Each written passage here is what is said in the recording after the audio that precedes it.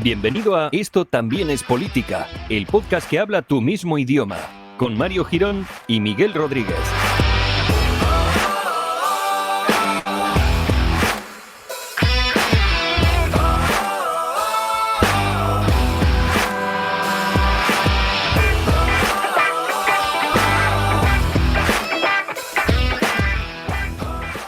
Hola amigues, bienvenidos al episodio número 165 de Esto también es política, el podcast que, bueno, pues llevando un girito contrario a lo que hacen los demás, durante el verano hace más grabaciones de lo habitual, porque bueno, al fin y al cabo este podcast nació un verano caluroso y quisimos mantenerlo hasta lo máximo posible, y entonces por eso estamos aquí un poco sudando la gota gorda en zonas, sobre todo en zonas de donde se sienta uno. ¿Qué tal, Miguel? ¿Cómo estás?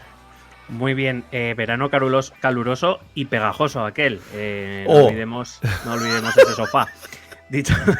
Dicho esto, el sudorismo que hay en zonas erógenas hay que verlo, ¿eh? Es historia de Esto también es política, y bueno, los más, iba a decir los más ancestrales, los más antiguos del lugar, pues ya conocerán la historia, cosa que no vamos a repetir. Pero bueno, ahí quedará siempre para para si alguna vez salimos en una pregunta del Trivial, ¿no? Pues seguramente se pregunte eso, de dónde nació el podcast, en qué época y cuánta su duración, cuánto litro por metro cúbico se produjo en ese momento. Y cuando nos seamos famosos y nos llame Buenafuente o estos tipos de programas, sí, pediremos un sofá de aquel tipo para poder sentarnos cada vez. Ojalá nos llame Buenafuente, que ya está retirado y no hace programas. Ojalá, no sé, para una cena en su casa algún día que monte con sus amigos, ¿no? Puede ser. Saldrá de su retiro para entrevistarnos a nosotros. Muy bien, pues nada, estupendo. Bueno, como siempre, oye, muchas gracias a todos los que nos escucháis, a todos los que nos seguís, a todos los que nos estáis pagando... Bueno, lo que nos estoy pagando la vida, más que nada haciéndoos Patreon de este programa. Como ya sabéis, podéis ir a patreon.com/esto también es política, y ahí está toda la información, que creo que es ninguna, pero bueno, hay un botón que pone deja tu dinero, pues procede, ¿no? O sea que tampoco se pone muy complicada la cosa. También quiero dar un saludito muy especial a todos aquellos que nos dejan comentarios en los vídeos de YouTube, porque también salimos en YouTube, ¿eh? Esto es espectacular. Sí, es decir, imagen nuestra, e incluso te voy a darle mira, te lo voy a decir ahora que no te lo he dicho. No te lo he dicho. Te lo voy a decir ahora. No, también... tampoco ni me ofende ni me preocupa. O sea, no... Ya, no, pero que te voy a decir otra. Que lo de YouTube ya en principio lo tenías que saber. Lo de ahora es nuevo. Que también salimos en TikTok. ¿Cómo te has quedado? Te has quedado loco. Pero bailando. En el permiso que yo firmé, ¿estaba eso también? Pregunto. Sí, además he conseguido una inteligencia artificial. Sales bailando en TikTok y bueno, muy bonito de ver. Muy bonito. Bueno. No, la verdad creo que ya creaste un vídeo de estos de los de baile de Navidad con tu cara y mía, ¿no? Y la mía, ¿no? O sea, hombre, es no que me preocupa. Ojo los vídeos esos de los gnomos que puedes poner tu cara, ¿eh? Poco se está trabajando ya, ¿eh? Ese fue el inicio del fin. El buen cuñado español siempre todas las navidades te manda un vídeo con su cara bailando rollo gnomo. Eso es espectacular, Bueno, pues nada, un saludo también a los que nos comentan en YouTube, porque, bueno, pues dicen cosas como que, por ejemplo, ojo ahí, esto no lo cojamos de malas, lo decía de buenas, que igual debemos cambiar nuestro fondo. Nuestro fondo preparado en exclusiva para ser fondo del podcast, claro. Patreon.com/ esto también es política.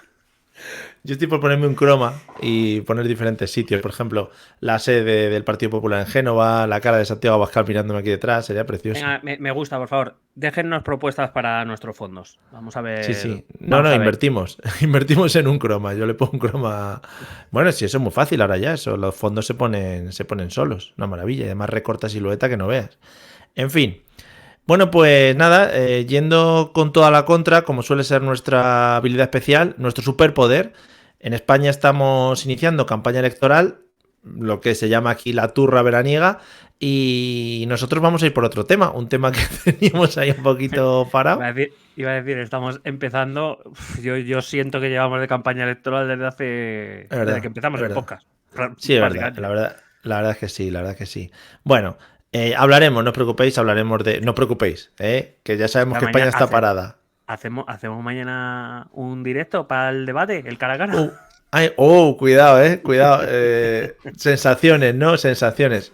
Hay que mirarlo, hay que mirarlo. No creo que A3 Media nos ceda de primeras las imágenes, porque no se las ha cedido a Televisión Española. Bueno, pero que quiero decir que eso es porque Nosotros. preguntan. Claro, efectivamente. Así que la verdad es que siempre yendo por la parte de atrás, por lo bajín, y siempre se han conseguido cosas.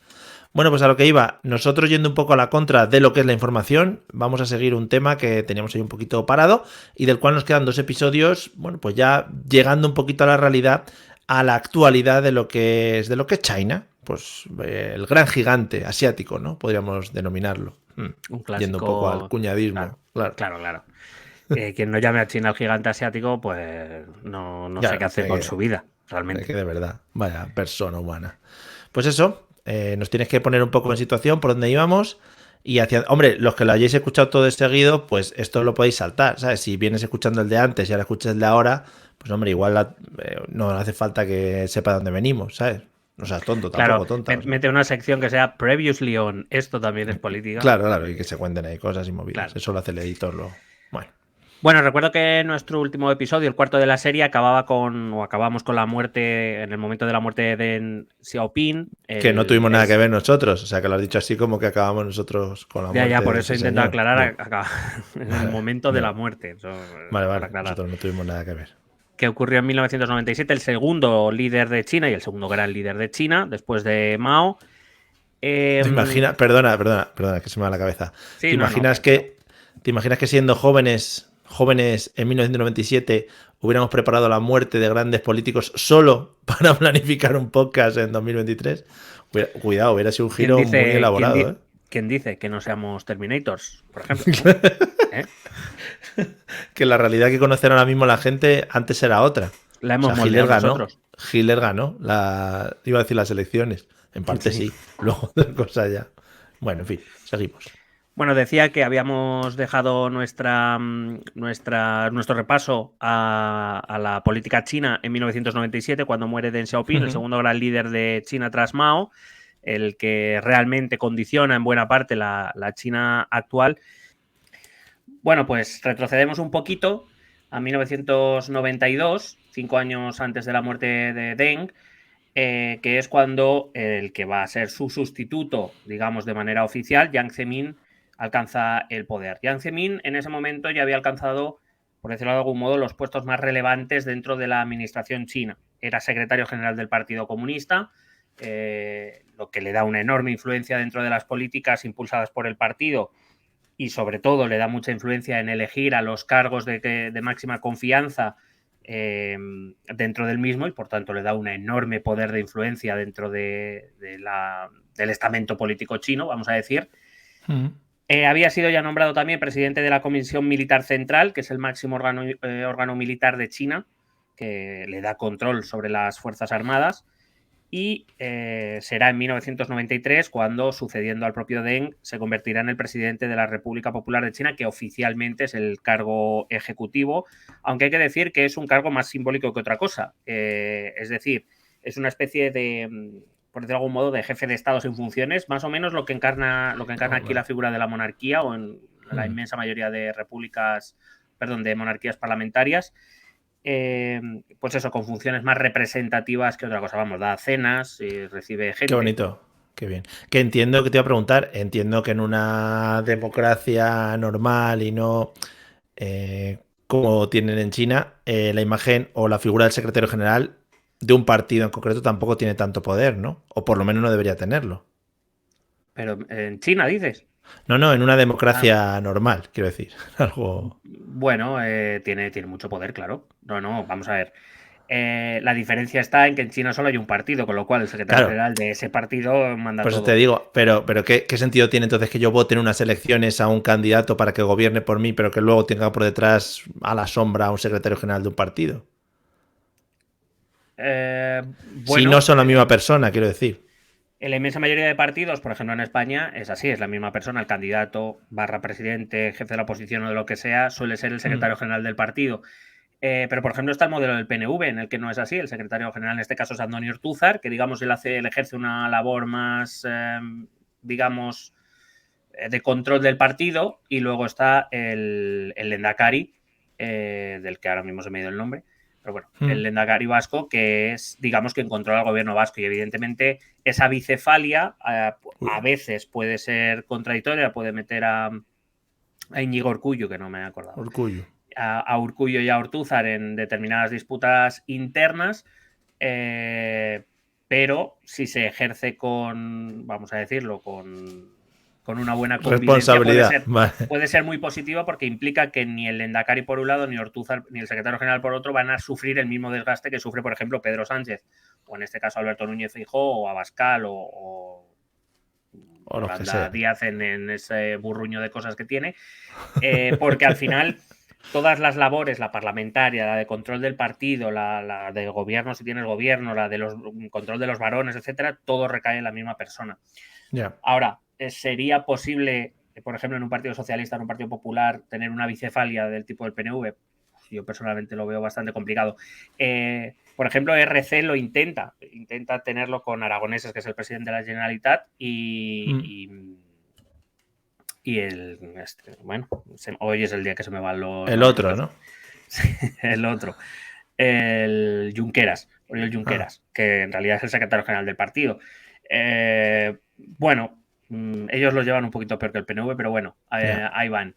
En cualquier caso, pues hay que decir que con estos hiperliderazgos que en general reinan en nuestros partidos es complicado que una persona distinta ejerza funciones distintas. Vale, guay. En China, por supuesto. No, en China, de hecho, manda el secretario general más que el presidente de la República. Esto es así. Vale. No siempre la misma persona ejerce los dos cargos a la vez, y el importante es el secretario general del partido. Esto hay que dejarlo claro. Bueno, la relación entre Deng Xiaoping y Jiang Zemin ya te explicaba en el último programa, era casi una relación de maestro y pupilo, casi de alguna manera. Jiang Zemin venía a continuar la obra de Deng Xiaoping. Fue un protegido indudablemente de Deng Xiaoping, ascendió a los puestos más altos del partido y accedió a todos estos puestos de poder por Deng Xiaoping.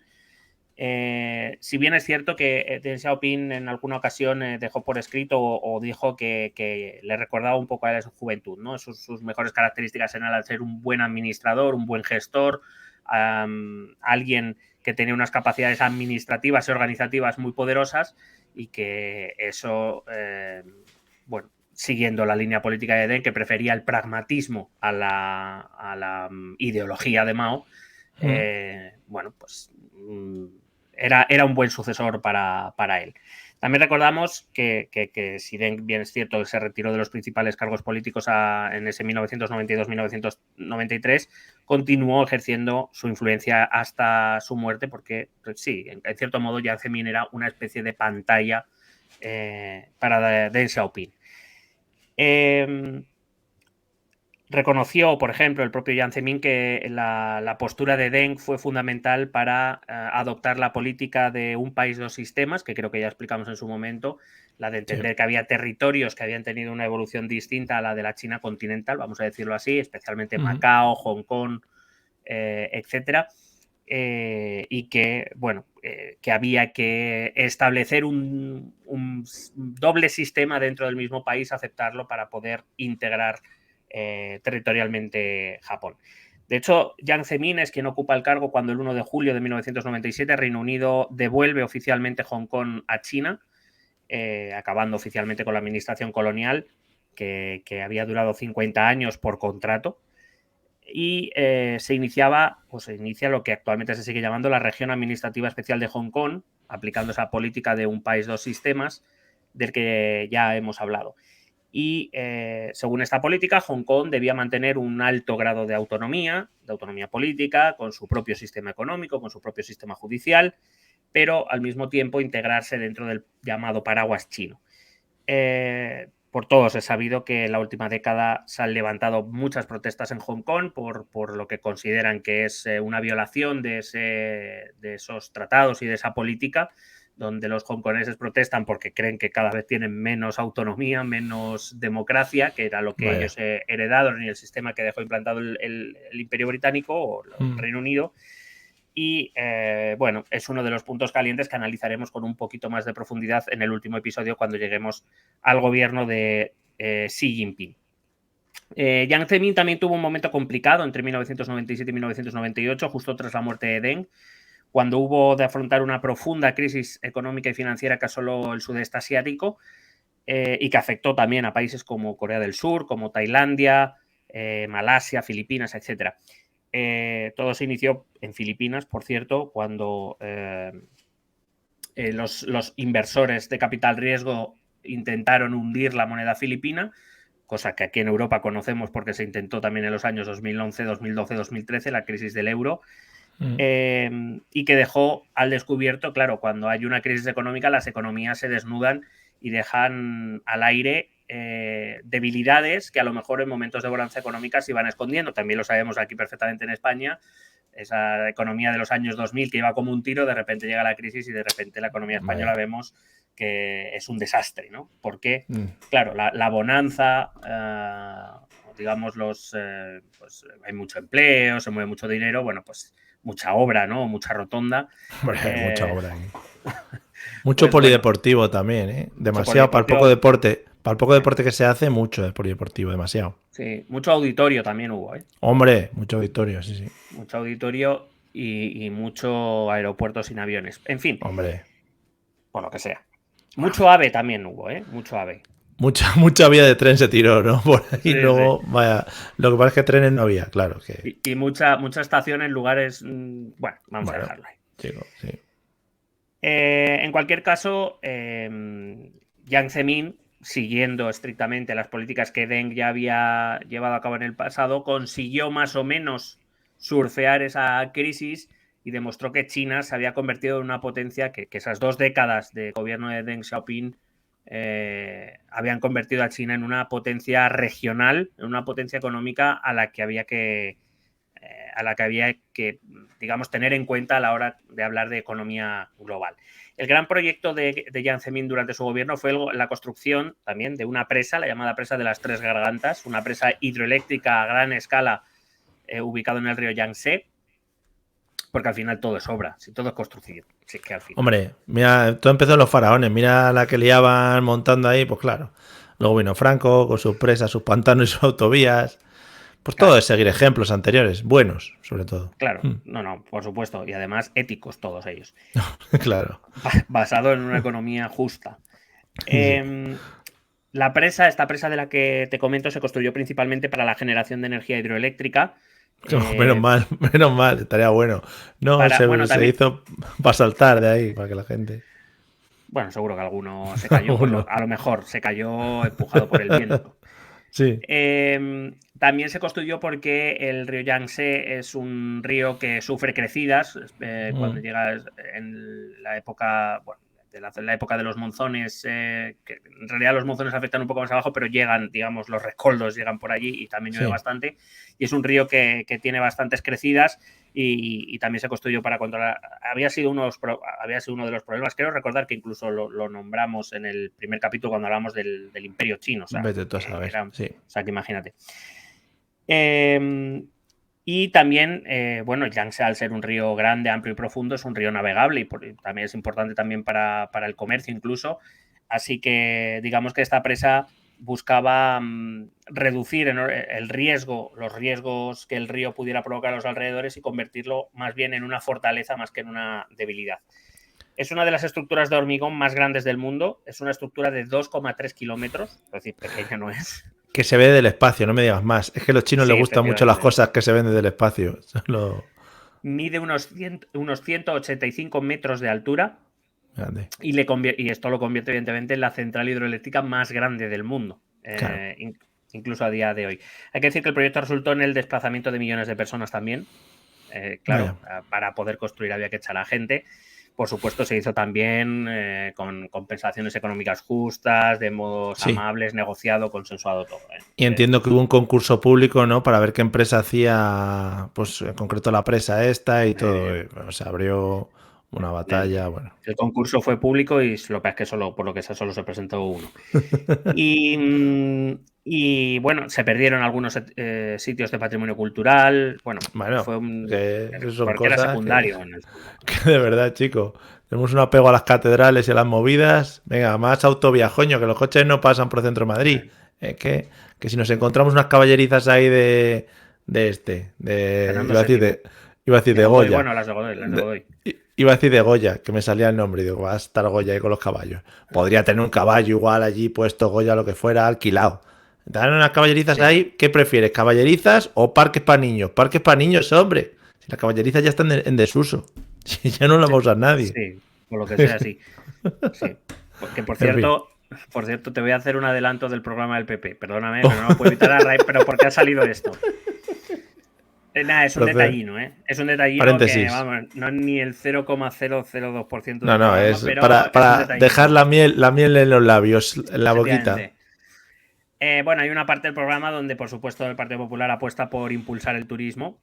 Sí. Y, bueno, no he dicho nada que no vayan a decir los demás. Ya, bueno, todavía no me he leído los demás, pero vamos, que lo van a decir también. Sí. Pero que hay un momento en el que dentro de ese impulso al turismo, digamos, se refiere a que quieren impulsar tipos de turismo que no estén tan estacionalizados como el de sol y playa típico, ¿no? Quieren atraer otro tipo de turismo, ¿no? Claro, y entonces lista una serie de tipos de turismo, la mayor parte de ellos muy coherentes, tanto que dudo que no lo digan los demás, pero bueno, vale. Claro.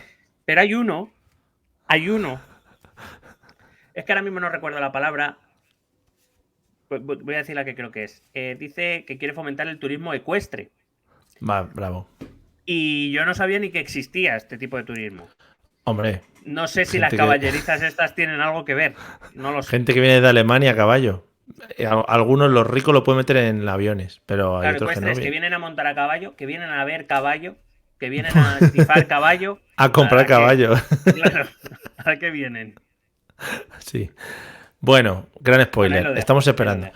Amigos, pequeño disclaimer, derechita cobarde, derechita tranquila, bueno, todas las derechitas, izquierditas tranquilonas, izquierditas comunistas, nos reiremos de todos igual, no os preocupéis, ¿vale? Si queréis ir a escuchar el vuestro o los contrarios, nos vamos a reír de todos, no os preocupéis, ¿vale? Que nadie se ponga ya nerviosito. Venga, podemos seguir.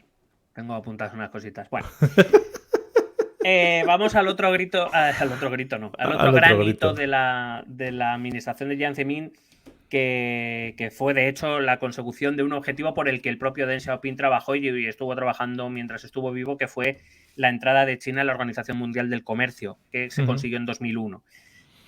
China inicia sus esfuerzos por unirse a la OMC en 1986 y las negociaciones para su adhesión tomaron más de 15 años. Joder. A Turquía eso le parece poco, por ejemplo, para poder entrar a la Unión Europea.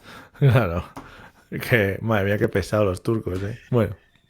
El proceso involucró, la verdad es que extensas negociaciones y discusiones con otros países miembros, porque introducir a China a la Organización Mundial del Comercio implicaba introducir una economía muy potente, atractiva para muchos mercados, pero también con grandes ventajas competitivas respecto a las grandes potencias comerciales, especialmente en lo que a costes laborales se refería, dado que, claro, era mucho más, y como se ha demostrado y se sigue demostrando a día de hoy, es mucho más barato producir en China que en otros lugares del mundo. Hombre, pero incluso te producen tu misma marca sin ningún tipo de problema, ¿eh? Claro. Incluso sin preguntarte ni nada, sí. A eso había que incluir que evidentemente China ni se acercaba a un mínimo de democracia, etcétera. Bueno, había muchos condicionantes. Lo que le gusta al buen empresario, joder, si es que le estamos perdiendo la buena costumbre. Venga, hombre. Además, bueno, en realidad el gran problema era que China, efectivamente, al ser un sistema comunista, era un sistema cerrado, y es decir, tenía muchas barreras, porque en un estado comunista la economía la controla el Estado por completo, es decir, no hay competencia libre, no hay empresa privada que pueda competir, claro. Por supuesto, el gobierno ejecutará sus políticas de aduanas dependiendo de los propios intereses políticos chinos, es decir, no será una cuestión de mercado.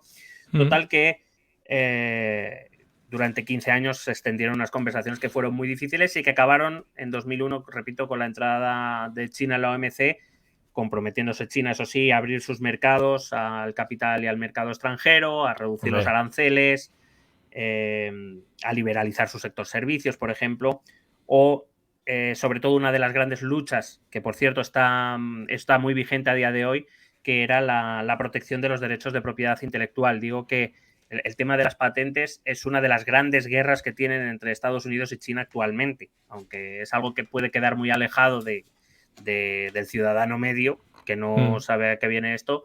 en realidad, ahora mismo una de las grandes hegemonías que se están jugando entre China y Estados Unidos es precisamente esa, la de las patentes. En cualquier caso, la entrada de China en la Organización Mundial del Comercio tuvo un impacto profundo en su propia economía, ayudó a acelerar la integración del país en las cadenas de suministro globales, de la que ahora es reina. Ha atraído inversión extranjera directa, ha promovido las exportaciones, es el gran exportador del mundo, la fábrica del mundo. También proporcionó un marco de reglas comerciales más justas dentro del circuito chino. China se tuvo que acoger a mecanismos de resolución de conflictos, digamos, de mediadores internacionales en caso de disputas comerciales, etc. Y digamos que Deng Xiaoping fue el que diseñó este modelo que se inicia ahora con la entrada de la Organización Mundial del Comercio en 2001, aunque él ya estaba muerto. En realidad, ese fue la gran herencia, desde mi punto de vista, de Deng Xiaoping.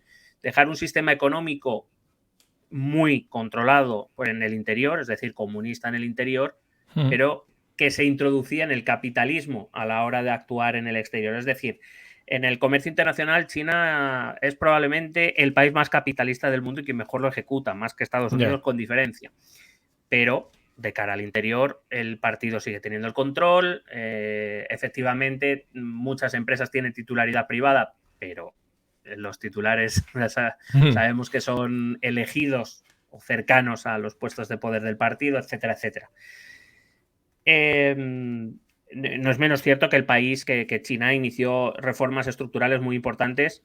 Repito, esa privatización de algunas empresas estatales, aunque siempre bajo el control de figuras cercanas al poder, la liberalización de los mercados financieros, sí que es verdad, y China lo ha aprovechado muy bien, eso de poder invertir en empresas extranjeras y en bolsas extranjeras, igual que otros capitales extranjeros han podido invertir en la suya. Y también empezó desde entonces a influir en el marco regulatorio legal internacional, que es una cuestión importante. En cualquier caso, la membresía de China en la OMC ha contribuido enormemente a estos 20 años de crecimiento que la han convertido prácticamente en la segunda potencia económica del mundo y acercándose cada vez más a la primera, que es Estados Unidos. Esa raíz de este ingreso en la OMC, que China se convierte en el mayor exportador del mundo, y en un destino además muy importante para la inversión extranjera. Tened en cuenta que son empresas donde los costes se intentan reducir al máximo por la ley de Misco. Y claro, allí hay que entender que los baremos medioambientales, los baremos de calidad, los baremos de calidad laboral, etcétera, pues están muy por debajo de los países occidentales. Hombre, pudiendo vender más. Es decir, claro, un empleado menos muerto, pues hombre, tampoco. Y eso también facilitó un fenómeno que conocemos bien a día de hoy, que para nosotros casi parece natural, pero que empieza aquí en este momento, en los inicios de los 2000, que es el traslado de las cadenas de producción de muchas grandes empresas, de muchas multinacionales a China. Con muchas industrias trasladando su producción a este país para aprovechar, como digo, sobre todo sus costes laborales más bajos. Esto tuvo efectos positivos como en esas empresas, pero también sabemos que tuvo efectos negativos para las economías, especialmente para las occidentales, que veían cómo sus cadenas de producción o las cadenas de producción de sus grandes multinacionales, las que más empleos repartían entre su población, dejaban el país de origen o los países de origen para trasladarse a China, y que ponía en riesgo las economías occidentales, tal y como se demostró a partir de que petara la crisis financiera de 2007-2008 y todas las economías occidentales quedaron desnudas en ese aspecto, porque, entre otras cosas, parte de su industria se había ido a China y ya no estaba en el país. Claro, qué feo. Cambiar a la gente, bueno, en fin. Entiendo que si esto, claro, lo habla un empresario, igual lo habla de otra manera y le da menos tristeza, ¿no? El tema de llevarse sus empresas allí. Sí, aunque luego lleven pulseritas con la bandera del país que sea. Y... Iba a decir que es un fenómeno que, por cierto, se creía, si tú te acuerdas, lo digo porque también aprovecho y hago otro mini adelanto. No he leído, estoy a punto de acabar el primero de los programas electorales, quedan otros 3 por leerme, pero te aseguro que los 4 van a decir algo parecido a esta frase. fomentaremos la reindustrialización del país. Bien. ¿De dónde viene esto? Esto viene de la crisis financiera de 2007 y se ha visto agudizado por la pandemia, donde Occidente, o Europa sobre todo, nos hemos visto que dependíamos mucho de la producción de China. Y claro, cuando China tiene que decidir entre salvar su culo o salvar el culo de Europa, por lo que sea, por las razones que sean, eligió salvar su culo. Por lo que Pero sea. no es el cliente siempre tiene la razón. Y entonces... Por lo visto no. Entonces, claro, empezó una preocupación muy grande, repito, especialmente la Unión Europea, por, bueno, a lo mejor en algunos sectores específicos deberíamos tener industria propia por si vuelve a pasar algo, sea una pandemia, sea un colapso financiero, sea otra cosa. Bueno, a lo mejor estaría bien tener nuestras propias industrias para no depender de otros, ¿no? Pero luego esas cosas en España las hacemos muy bien. Por ejemplo, aquí en Madrid, oye, vamos a construir un hospital gigante por si hay otra pandemia en breve, ¿no? Dentro de un par de semanas. O vamos a comprar vacunas, ¿no? Por encima de nuestras posibilidades por si, pues eso, el mes que viene hay otra pandemia y bueno, y las vacunas se ponen malas. Está Pikachu en la Puerta del Sol diciendo que si quieres una vacuna. Pero es que ya las vacunas, yo creo que ya se han puesto pochas y ahora tienen otro efecto. Ahora es efecto alucinógeno y las están vendiendo para otras movidas. Están vendiendo para otra cosa, sí. Y el Zendal, que va a hacer la Kings League ahora, ¿no? Piqué e Ibai van a alquilarlo. Sí, para ver si lo llenan. Nunca se consiguió llenar, efectivamente. Bueno, paralelamente a esto, la administración Jiang Zemin impulsó un notable progreso tecnológico, particularmente en las áreas de las tecnologías de la información y de las telecomunicaciones, prioridad que fue absoluta en el gobierno de Jiang Zemin, que condujo a una rápida expansión de estas industrias en China, incluida la fabricación de hardware y software, bueno, que empezó poco a poco a distribuirse por todo el mundo. Se realizaron enormes inversiones para expandir la red de telecomunicaciones, incluido el desarrollo de una red troncal de fibra óptica a nivel nacional y al despliegue de sistemas de comunicación móvil. Internet experimentó un crecimiento significativo durante el final del gobierno de Jiang Zemin y el uso de Internet aumentó muy rápidamente en China. Lo bueno de eso es que seguramente al no haber muchas compañías de telecomunicaciones en China no te están llamando a las 4 de la tarde para ver si te quieres cambiar, ¿sabes? Habrá una. Bueno, y probablemente si te llama alguno, pues te cortarán la cabeza a lo mejor, no lo sé. Claro. En cualquier caso, es el inicio de una rápida expansión y desarrollo de estas industrias relacionadas con Internet, que a día de hoy sí que tienen bastante influencia, como por ejemplo en el tema de comercio electrónico o de servicios en línea, que han ido ganando terreno en las últimas 2 décadas. También impulsó el programa espacial de China, que a día de hoy está empezando a dar sus frutos, porque ya China tiene preparada una misión para la Luna, tiene ya muchos satélites en órbita.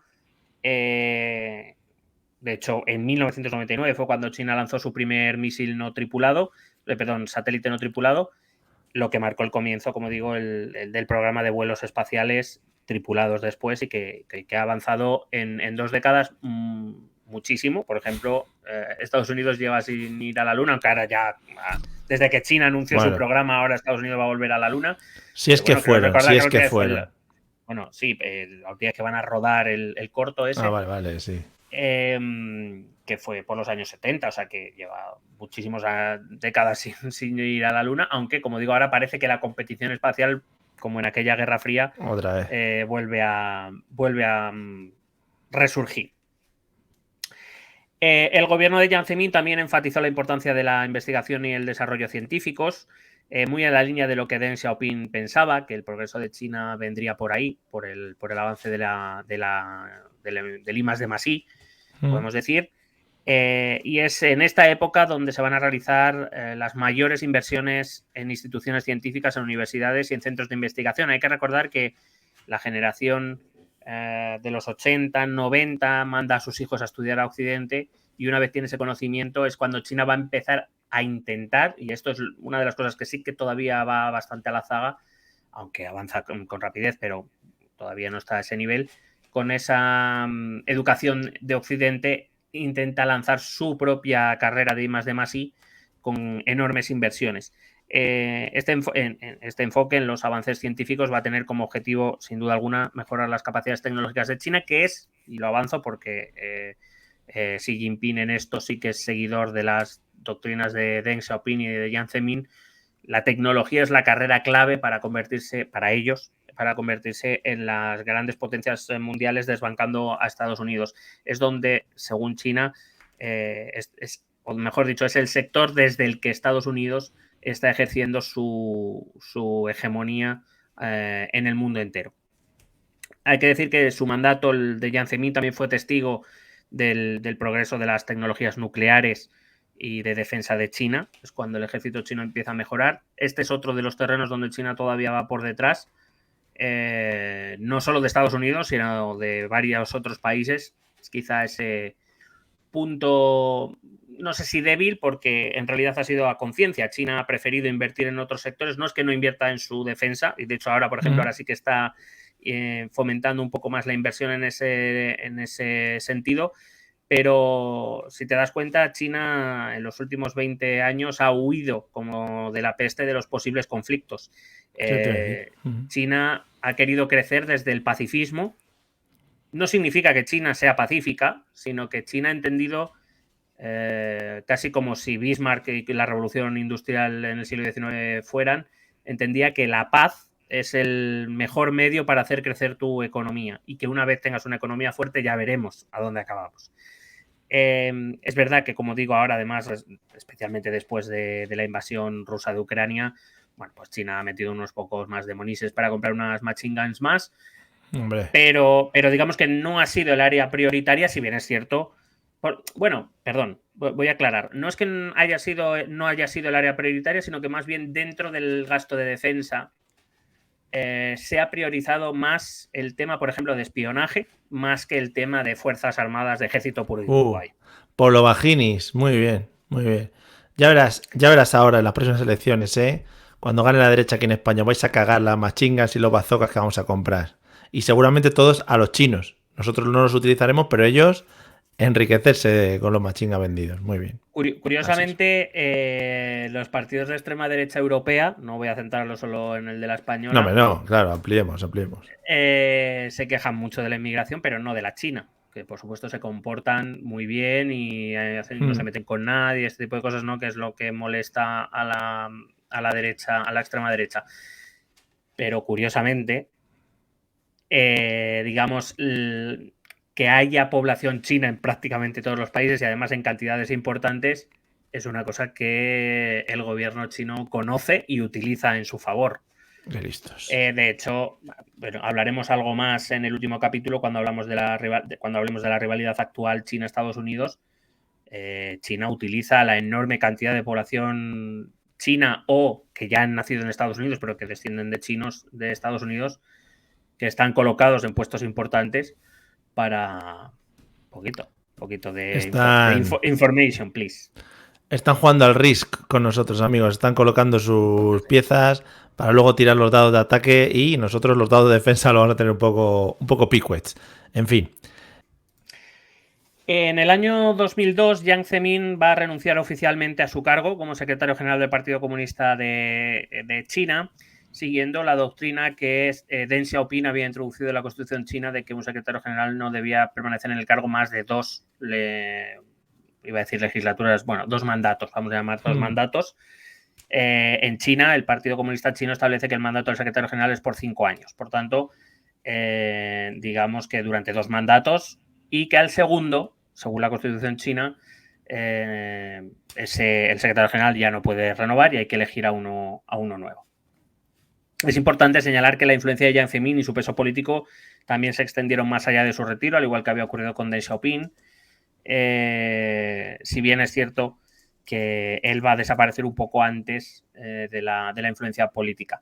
Quiero aclarar que la salida de Jiang Zemin no se debió a una destitución forzosa, sino que más bien fue el resultado de un proceso de transición de liderazgo dentro del Partido Comunista Chino, y el elegido para sucederle fue un hombre también cercano a Jiang Zemin, de nombre Hu Jintao.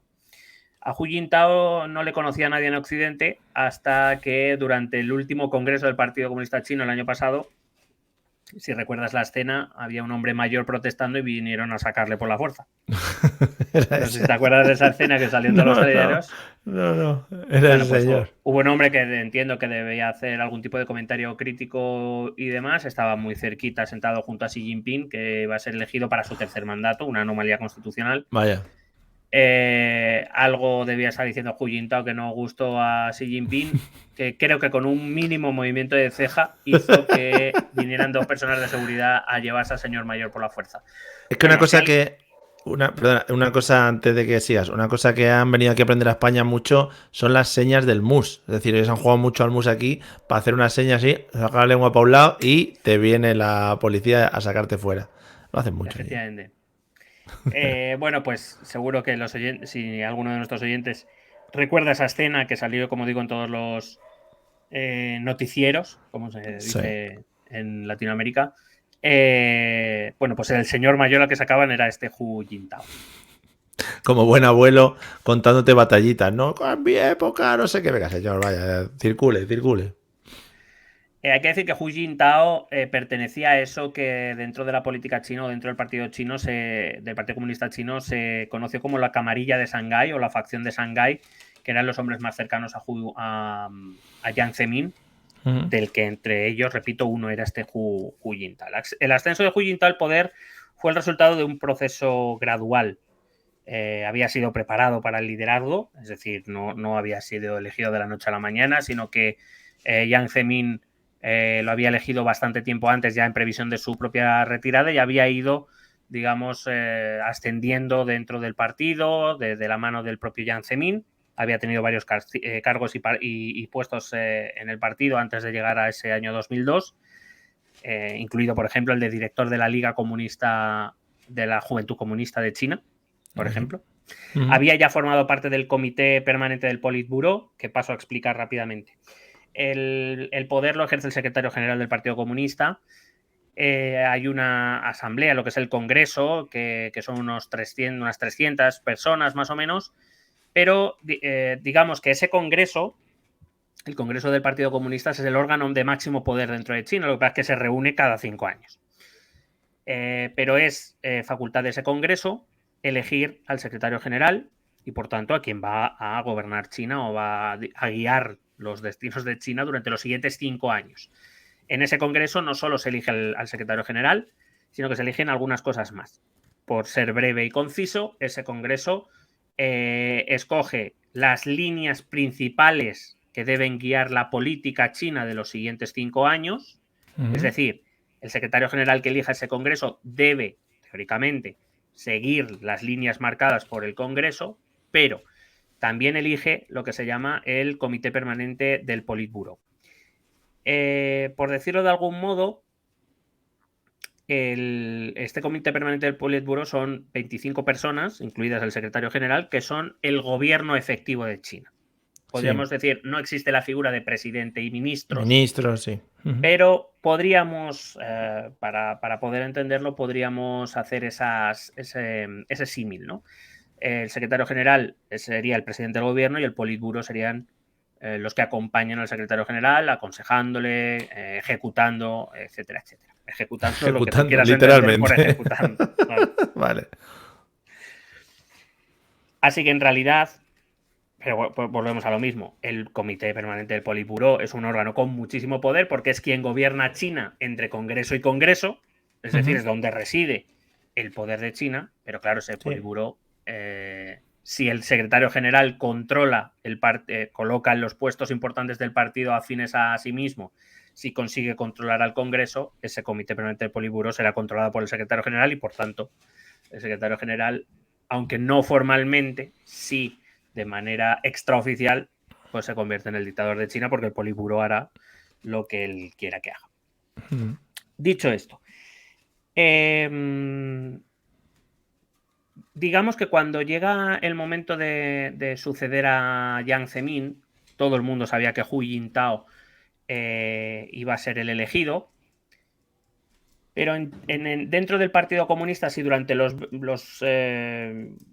25 años que separaban la llegada del poder de Deng Xiaoping hasta que Hu Jintao llega al poder, habían sido claramente deng xiaopinistas, me lo acabo de inventar, ¿eh? Sí. Es decir, Deng Xiaopines. digamos, la facción pragmática de Deng Xiaoping era la que se había impuesto sin ningún género de dudas. Cuando se va acercando el final de Jiang Zemin, a pesar de que todo el mundo sabe que Hu Jintao será su sucesor, dentro del partido vuelve a cobrar fuerza vamos a llamar la parte maoísta del partido, es decir, la más idealista, dogmática, la que más se adhiere a los principios dogmáticos del marxismo, leninismo, maoísmo, sí. Los que quieren volver a las esencias del inicio, del por qué empezó todo. Esta facción alega o se queja de que Deng Xiaoping inició una línea política que ha tenido indudables éxitos en lo económico, pero que a su juicio han acercado a China al capitalismo occidental y la han alejado de los principios sobre los que Mao fundó la República Popular de China. ¿Vale? Y esto genera un problema, porque significará que dentro del partido habrá dos facciones. Los pragmáticos, seguidores, los que creen que la línea que inició Deng Xiaoping es la correcta y que por ella deben seguir si se quieren convertir en la gran potencia mundial, aunque sea a costa de olvidar o poner en un segundo plano determinados principios ideológicos, sí. y una facción, vamos a llamarla maoísta, que quiere volver un poco a los principios, al dogmatismo comunista, al de los ideales, al de poner en funcionamiento una verdadera política comunista y no una mezcla casi más capitalista que otra cosa de lo que China debe ser, porque entienden que si China se acerca a los países occidentales va perdiendo su identidad y su esencia tal y como Mao se la imaginó, claro, en su cabeza o la fundó. Pero en principio, aunque dentro del mismo partido haya dos facciones que están un poquito separadas, es eso solo, ¿no? Un poquito separadas, es decir, no existiría la posibilidad de ser una oposición totalmente contraria a lo que aporta la otra facción, ¿no? O sea, no se puede llegar a pensar en partidos opuestos, quiero decir. No. Quiero decir, evidentemente hay un tronco común muy fuerte. La cuestión está efectivamente, no es una línea muy gruesa, pero es relevante. Es relevante porque, claro... No, claro, la única división que hay pues tiene que ser relevante, ¿eh? Sí, pero aparte porque digamos que la parte pragmática es casi más partidaria de mantenerse en el libre mercado como un país, como un actor más, y cree que a través de esa mejora económica es como conseguirá la mejora de las condiciones de vida material de su población. Y luego está la parte dogmática que viene a decir que lo primero es China y después ya veremos qué es lo demás. Yeah. Es una dicotomía que efectivamente no es demasiado grande, pero es lo suficientemente relevante como para crear luchas de poder. Al final, todo acaba siendo lo mismo, es lucha por quién controla el partido. La facción que controla el partido controla el país y, por tanto, desarrollará la política económica, social, cultural, pero sobre todo la economía exterior, la política exterior de China. Y eso es importante, sobre todo para los demás actores internacionales que tienen que tratar con China. Hu Jintao fue casi visto como un candidato de compromiso que era capaz de mantener la estabilidad y continuar el crecimiento económico de China. Digamos, buscaban casi una figura más gris, una figura que siguiera el trazado marcado por sus antecesores y poco más. Si bien es cierto que Hu Jintao sí que enfatizó la necesidad de una sociedad armoniosa, que se convirtió en un tema clave en su liderazgo, porque en estos momentos China está empezando a crecer mucho económicamente y sin que se parezca a nada, ningún tipo de revolución ni nada, no quiero decir eso, pero sí que se empieza a percibir un cierto disgusto de la población china, que ve cómo su país crece como la espuma económicamente, pero ellos tampoco es que hayan mejorado mucho sus condiciones de vida, sabiendo que no es un movimiento revolucionario ni mucho menos, porque además la idiosincrasia de los chinos, ya esto lo hablamos, el confucianismo, claro, y demás, hablaban de la obediencia y este tipo de cosas, pero tampoco a un partido comunista chino le conviene que dejar crecer demasiado el disgusto, el desasosiego de la población a la que supuestamente sirve. En cualquier caso, Hu Jintao sí que va a iniciar políticas destinadas a la... Además, sobre todo no tanto por una cuestión de una posible revolución popular, sino porque eso significaba el fortalecimiento de la facción maoísta del partido. Quiero decir, la facción pragmática podía con orgullo presentar sus credenciales en resultados económicos. El crecimiento de China había sido espectacular, había entrado en la OMC, su tecnología y su economía avanzaban a ritmos agigantados, pero la facción maoísta decía, sí, está muy bien, pero nuestra población sigue siendo muy pobre, sigue habiendo gran desigualdad, y no se creó la China comunista para esto, porque para eso pues, se hubiera quedado la República de China, la del Kuomintang, la que ahora está en Taiwán, y ya está. Nos hubiéramos convertido en una democracia capitalista y ya está. Hay que resolver estos problemas, que fue para lo que nació este modelo. Y Hu Jintao sí que es verdad que para intentar aplacar un poco a esta facción del partido, inició políticas para intentar reducir la desigualdad social, abordar el desarrollo rural. La economía y la tecnología en China avanzaban a pasos agigantados, pero seguía siendo una sociedad o una población muy rural, eminentemente rural. Y mejorar el bienestar social. Faltaban servicios básicos en muchos lugares de un país que además es muy extenso y que es muy difícil de cubrir a todos los niveles. Es verdad que Hu también buscó fortalecer la posición internacional de China, siguiendo esa política del desarrollo pacífico que te comentaba antes, participando en los foros de diplomacia internacional. Digamos que con la perspectiva que nos ha dado el tiempo, Hu Jintao fue el paso intermedio entre el pragmatismo de Jiang Zemin y el liderazgo, vamos a llamar, que es una mezcla de las dos cosas, entre pragmatismo y maoísmo, de Xi Jinping. Es el líder que hay justo antes de Xi Jinping. Sí. Así que, digamos, él fue el líder de transición. Tuvo un enfoque de la política mucho más cauteloso y basado en el consenso que sus predecesores, tanto Mao como Deng, incluso Jiang Zemin, habían hecho valer su posición de fuerza, su posición de autoridad dentro del partido. Hu Jintao no contaba con esa posición de autoridad, por decirlo de algún modo. Aunque había sido elegido por Jiang Zemin, era una figura mucho más débil dentro del partido, no tenía ese prestigio. Mao es indudable, es el fundador de la República Popular. Deng Xiaoping había sido un estrecho colaborador suyo y Jiang Zemin había sido la mano derecha de Deng Xiaoping. Hu Jintao sí había sido alguien cercano a Deng, a Jiang Zemin, pero no era una relación tan estrecha. Había sido alguien preparado para ocupar su puesto, pero no había llegado a ser una relación tan estrecha como la que sí que habían tenido, por ejemplo, Jiang Zemin y Deng Xiaoping, o Deng Xiaoping y Mao.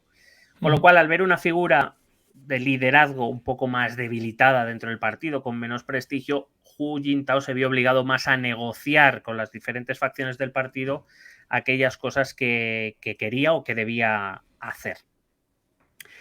Uno de los grandes hitos del gobierno de Hu Jintao fue su visita a Estados Unidos en 2002. Gobernaba entonces George W. Bush, a los pocos meses de haber recibido los atentados del 11S, de haber iniciado el Mariano Rajoy estadounidense. Sí.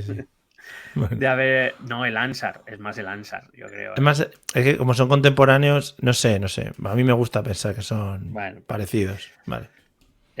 Por favor, no olvidemos ese momento. No olvidemos ese momento, que espero que lo recuerdes, ese vídeo que grabó George W. Bush, grabó cuando ya se sabía que no había armas de destrucción masiva en Irak.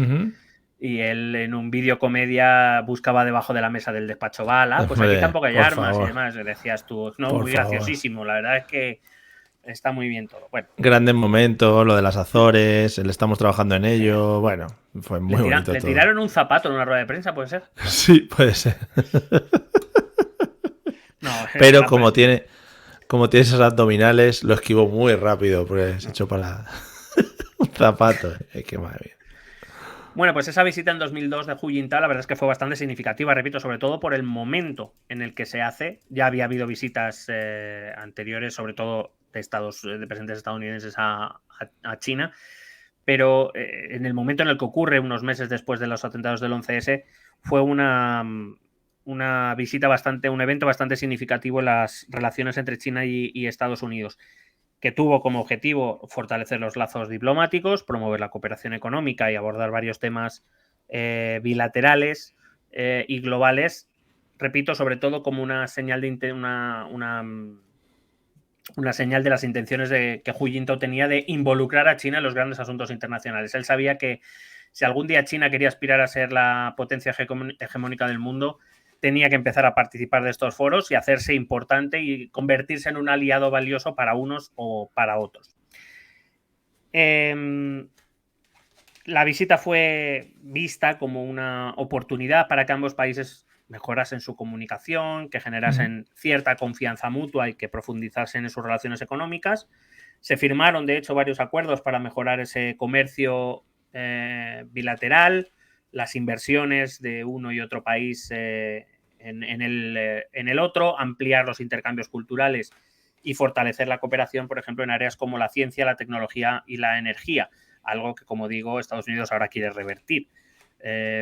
Por decirlo de algún modo, invertir en investigación, en ciencia y en tecnología y hacerlo en China era mucho más barato que hacerlo en Estados Unidos. Claro, lo que pasa es que eso implica que los chinos también se van a beneficiar de ello. Pero puede ser que en algún momento, puede ser que en algún momento la inversión, al tú hacer una inversión en un país comunista, puede ser que de repente el país comunista diga, como decía, que el expropiese y entonces tu negocio se lo queden, por ejemplo. Bueno, teóricamente los contratos internacionales y estos acuerdos bilaterales que se firman pretenden evitar eso, y aparte que China no tiene necesidad, quiero decir, repito, las empresas privadas existen en China y todas ellas están controladas por gente controladas a su vez por el propio gobierno, es decir, no hay mucho peligro de que eso pueda pasar, entre otras cosas, repito, por la falta de necesidad que tiene China. Si yo quiero controlar lo que tú inviertes en una empresa china y yo soy el secretario general de China y yo he puesto al que controla esa empresa, además que sabes que puede ocurrir que de repente si alguien hace algo que no me gusta, por lo que sea, desaparezca, por ejemplo. Se va de vacaciones o lo que sea. Claro, sí, la verdad. Claro, ¿sabes? O de repente le entren ganas de, bueno, pues de dejar su puesto claro. Por lo que sea.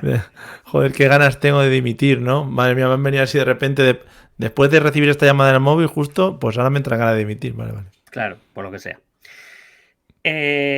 Aquella visita no estuvo exenta tampoco de tensiones, porque aquí es donde van a empezar también a aflorar algunos de los de los temas que enfrentan Estados Unidos y China, incluso a día de hoy. Por ejemplo, las protestas por cuestiones de derechos humanos, especialmente en Hong Kong, pero que en Estados Unidos también le recibieron allí con esas manifestaciones. La cuestión del Tíbet, también una cuestión bastante controvertida, y por supuesto la más importante y la central incluso para China, incluso a día de hoy, que es la cuestión de Taiwán, de la que ya hemos hablado cómo se origina y volveremos a hablar en el último capítulo, porque probablemente es el desafío más grande que tienen hoy, o digamos el punto más caliente que hay ahora mismo entre China y Estados Unidos. Hu Jintao también durante su gobierno impulsó el concepto de desarrollo científico como ideología política. Tenía como objetivo, pues eso, abordar los desequilibrios y desafíos planteados, porque China había crecido económicamente muchísimo y muy rápido, pero, y bien lo sabemos en España, por ejemplo, en esa década de los 2000, crecer mucho y rápido no significa crecer bien, que son dos cosas distintas. Y es verdad, como te digo, que China había crecido mucho, pero la población seguía siendo eminentemente rural, con unos enormes índices de pobreza. Y Hu Jintao sí que adoptó un poco la visión de la facción dogmática maoísta, que venía a decir que el desarrollo de China o el desarrollo económico de China no debía venir exclusivamente por el desarrollo macroeconómico, sino que esa riqueza o que ese crecimiento económico debía llegar a la población si de verdad querían llamarse República Popular. ¿No? Si no, le cambiamos el nombre, ya está. República Heineken de China, ya está. Y ganamos un dineritis. Claro, este giro de Hu Jintao es importante porque lo va a recoger también Xi Jinping. Este concepto de desarrollo científico va a incluir algunos principios clave, como por ejemplo que China debe, si es necesario, reducir la intensidad de su crecimiento macroeconómico para mejorar el bienestar y la subsistencia del pueblo chino en los próximos años. Algo que es muy complicado de hacer y también te lo podrá decir cualquier gobierno y cualquier experiencia de gobierno de gran crecimiento rápido seguido de una crisis de la hostia nos han enseñado siempre. Vuelvo a aludir al caso español, lo digo porque la mayor parte de nuestros oyentes probablemente será la que mejor conozcan. Los años 2000 España crece a un ritmo espectacular con peones de obra cobrando 2.000 euros y comprándose BMWs. Coches ahí, digamos. Sí. Y claro, a raíz de la crisis todo el mundo se preguntaba, pero hombre, ¿cómo no se vio? ¿Cómo no se hizo antes para que no sucediera esto? ¿Cómo no se corrigieron los desequilibrios? Bueno, porque para un gobierno es muy jodido parar, sobre todo si quieres ser reelegido, parar, entre comillas, las buenas noticias. ¿Qué gobierno renuncia a buenas noticias para poder prevenir una supuesta crisis que si se produce nadie va a percibir que has conseguido que sea menor de lo que podría haber sido? Porque si lo evitas, claro, una crisis para el que la vive siempre es la peor de la situación posible. Claro. Y aunque le digas, no, pero es que he conseguido que sea mejor o menos mala de lo que es, te van a decir, no lo creo o no lo puedo comprobar, ¿no? Ya.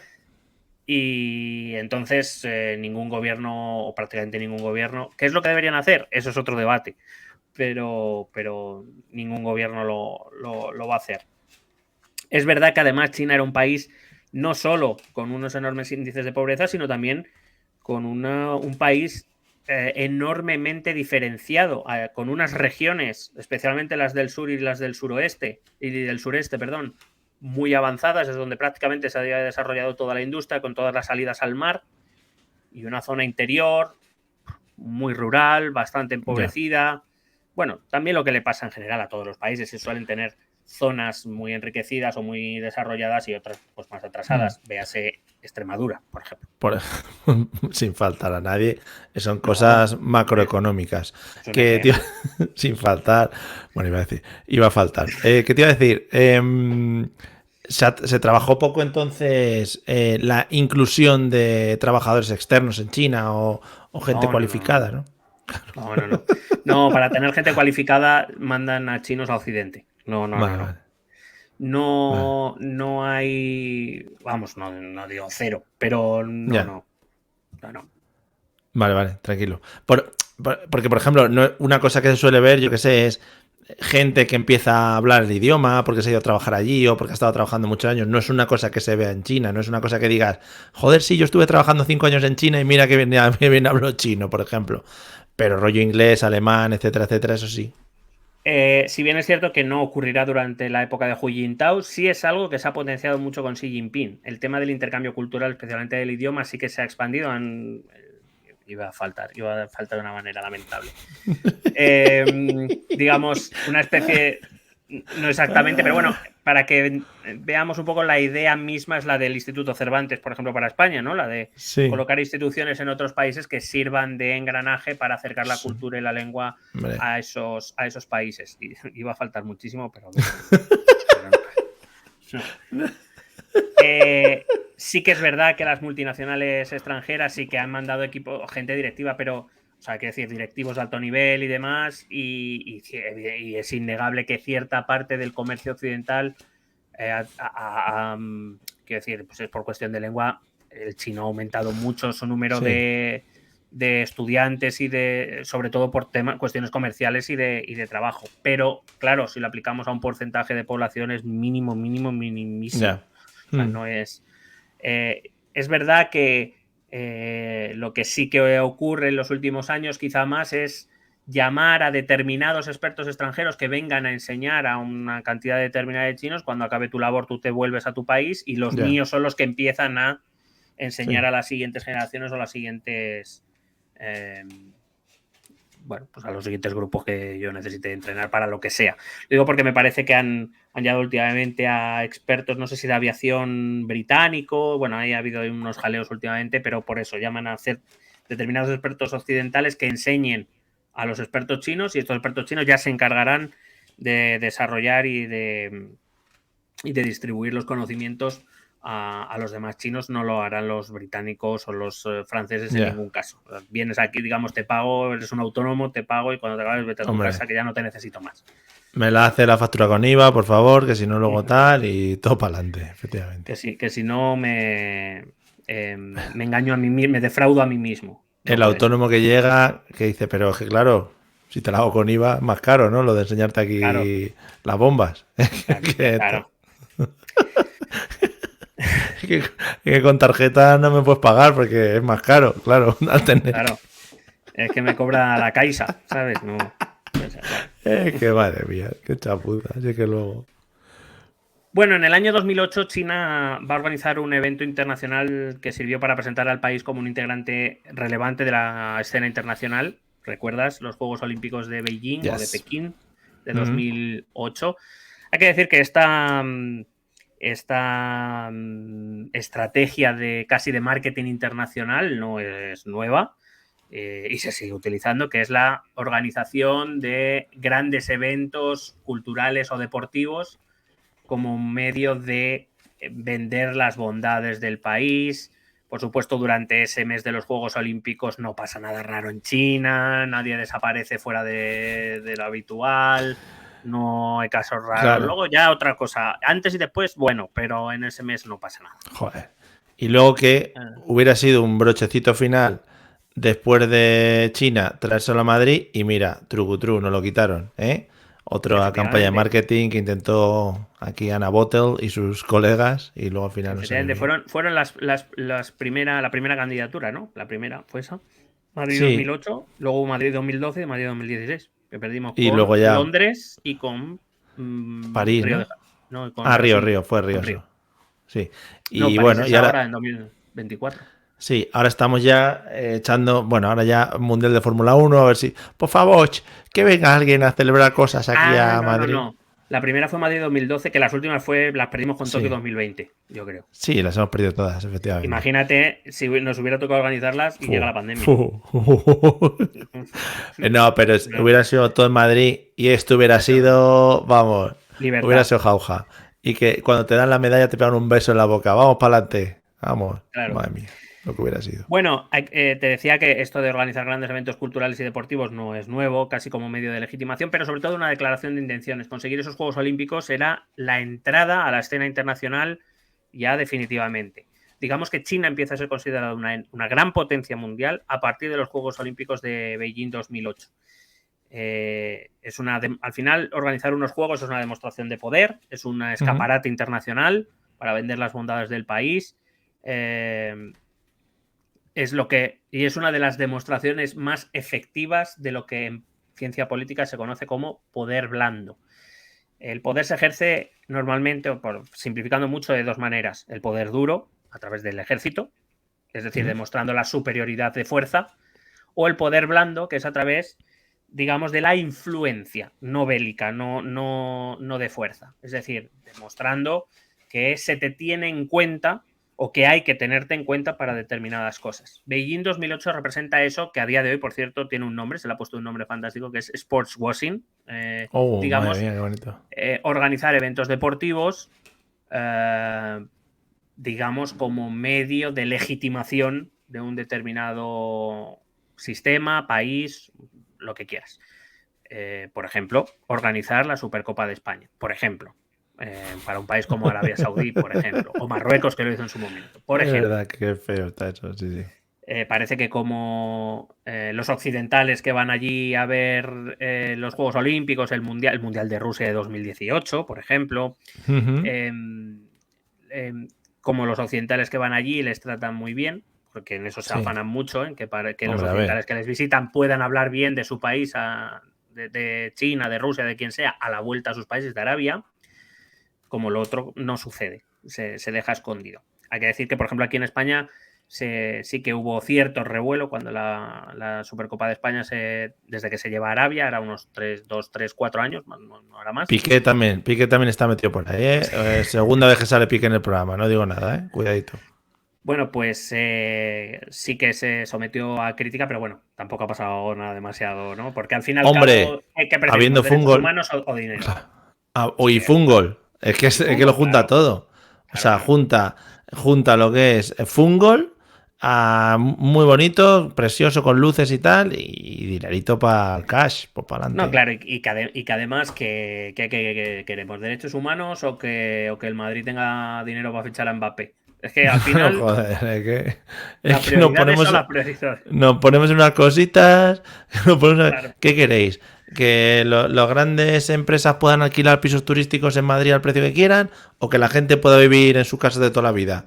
Pues Pues es que hay prioridades, hay claro, prioridades. es que madre mía. Y fútbol, sobre todo poner mucho fútbol. Bueno, Venga. como te digo, estos Juegos Olímpicos ofrecieron la oportunidad a China de mostrar sus logros económicos, sus avances, Mm, de mostrar que ya no era la China aquella de Mao de los años 60, pobre, de campesinos y demás, de proyectar, digo, estos eventos sirven para proyectar una imagen de nación moderna, de poderosa, de armoniosa, por supuesto, de amable con el extranjero. mm. E incluso, ¿por qué no decirlo? De meter una imagen, bueno, hacer un Instagram, quiero decir, del país, en el Sí, sentido de, bueno, en Instagram se muestra solo lo bonito, ¿no? postureo, sí. Efectivamente, pues un poco eso. Es cierto que también es verdad que hubo protestas claro, a raíz de eso, pues se aprovecha ese escenario internacional, se aprovecha también desde determinados sectores para protestar o poner de relieve, pues esto, por ejemplo, el, lo de los derechos humanos, esto bueno, La movida esa. Ya, que al sí, final. Bueno. Estaba viendo por curiosidad el medallero de Pekín 2008. Y también es una cosa que yo, en algún documental de Barcelona 92 y tal, sí que se hace mucho hincapié en el hecho de que cuando tú realizas uno de estos unos Juegos Olímpicos o alguna actividad de este estilo en tu país, inviertes también mucho en en que tus deportistas sean los mejores, porque también supongo que será una forma de destacar frente al resto de países. por decirlo de algún modo, sé que lo que voy a decir va a parecer de flipado. Venga, venga, Probablemente lo sea, por favor. pero no lo creo. Vale, Pero lo sea, ¿vale? vale, vale, vale. Hasta determinado nivel, el deporte de alto nivel internacional, y esto Ujú, hablo de mundiales, de fútbol, de baloncesto, Juegos Olímpicos, pues grandes competiciones internacionales. Al final, si te das cuenta, es muy importante que quien gane sea de tu país, por lo que sea. Y no es por amor o porque yo, por ejemplo, a Fermín Cacho no le conocía de nada y prácticamente después de Barcelona no le conocí mucho más. hombre, Pero tú como que te llevas una alegría cuando Fermín Cacho gana, sí, ¿no? sí, sí. Claro, hasta cierto nivel, repito, el éxito deportivo pretende ser un reflejo del éxito internacional que los países tienen dentro de ese sistema de relaciones internacionales. Mm, China ha invertido y sigue invirtiendo enormes cantidades de dinero en forjar desde muy pequeños y muy pequeñas grandes deportistas que cuando llegan a estos eventos ganen a los estadounidenses. ya. Imagínate, quiero decir, digo, cuando te decía antes, esto no es de ahora, esto es de hace mucho, imagínate qué bien le sentó a Hitler que llegara un negro y ganara a sus atletas delante de sus narices y de su bigote. Claro, durante mucho tiempo, es verdad que nosotros, tú y yo la conocemos más por el trivial, pero Mm, durante mucho tiempo esa guerra por ser quien lideraba el medallero de los Juegos Olímpicos era entre la Unión Soviética y Estados Unidos. Y sí. ahora la guerra es Estados Unidos y China. Mm, Esto es así.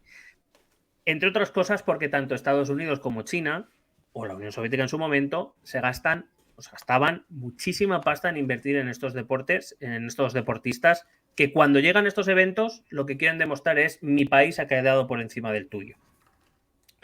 Y en cierta manera, digo, y aquí es donde viene la flipada, hasta ahora lo que he dicho es No era lo corroborar flipa a todo esto. el Vale, ya mundo, decía yo que no, lo estaba buscando, claro, sí, no. ahora llega la flipada, en cierta medida es una manera de guerra en la paz, que tiene mucho que ver, por cierto, con el origen de los Juegos Olímpicos. Los Juegos Olímpicos era que las polis griegas paraban de meterse de hostias entre ellas cada 4 años para celebrar unos juegos, pero por supuesto las polis competían para que sus deportistas ganaran y en cierta manera ganar las competiciones significaba que ganabas una batalla, una guerra. Es decir, es una especie de sustitución de la guerra mortal por una guerra que no acaba con muertos normalmente, Sí.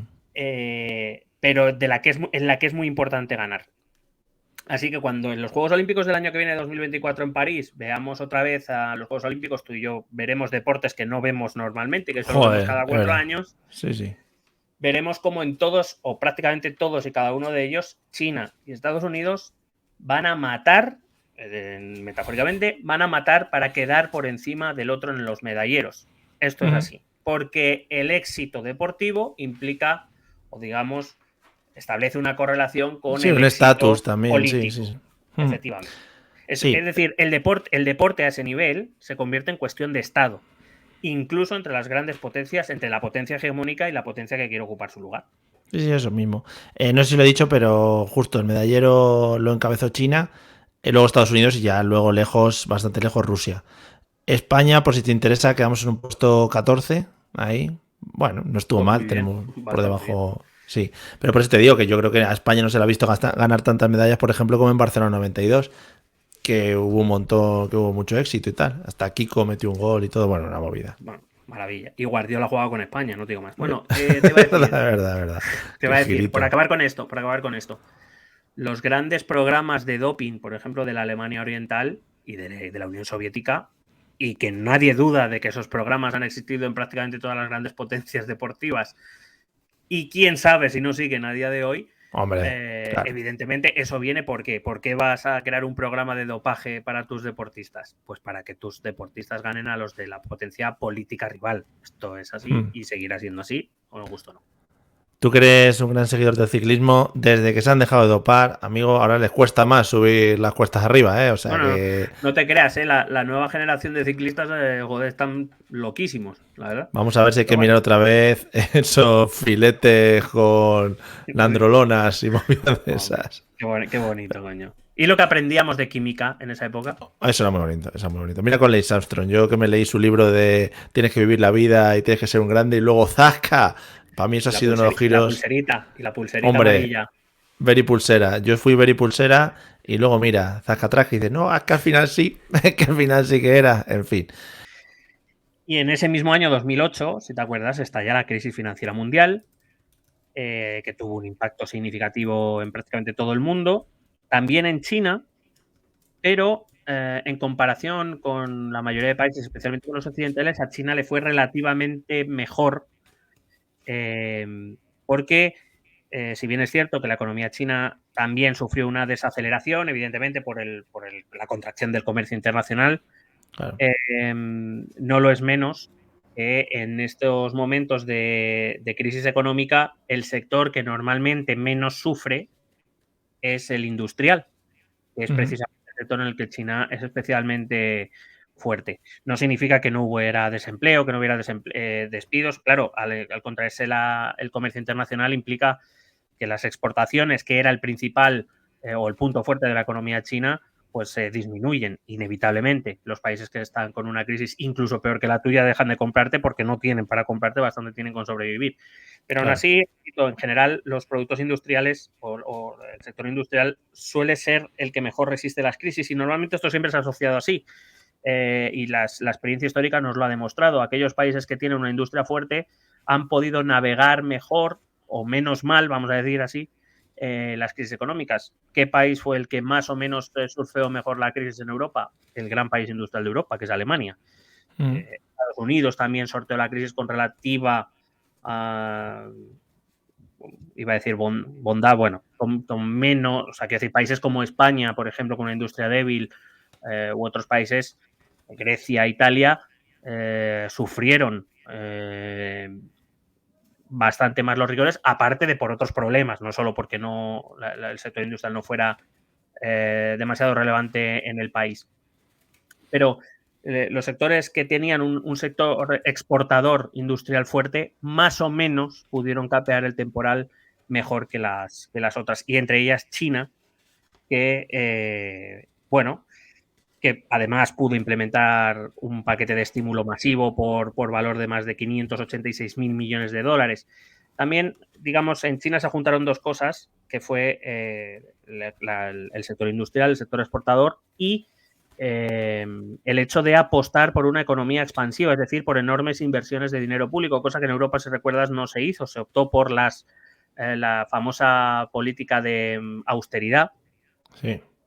la de reducción de gasto público, que bueno, quedó demostrado que lastró a muchas de las economías europeas. De hecho, también lo vimos cuando estalló la crisis de la COVID en 2020, se ha optado por todo lo contrario, por empezar a inyectar fondos a todos los países lo más rápido posible.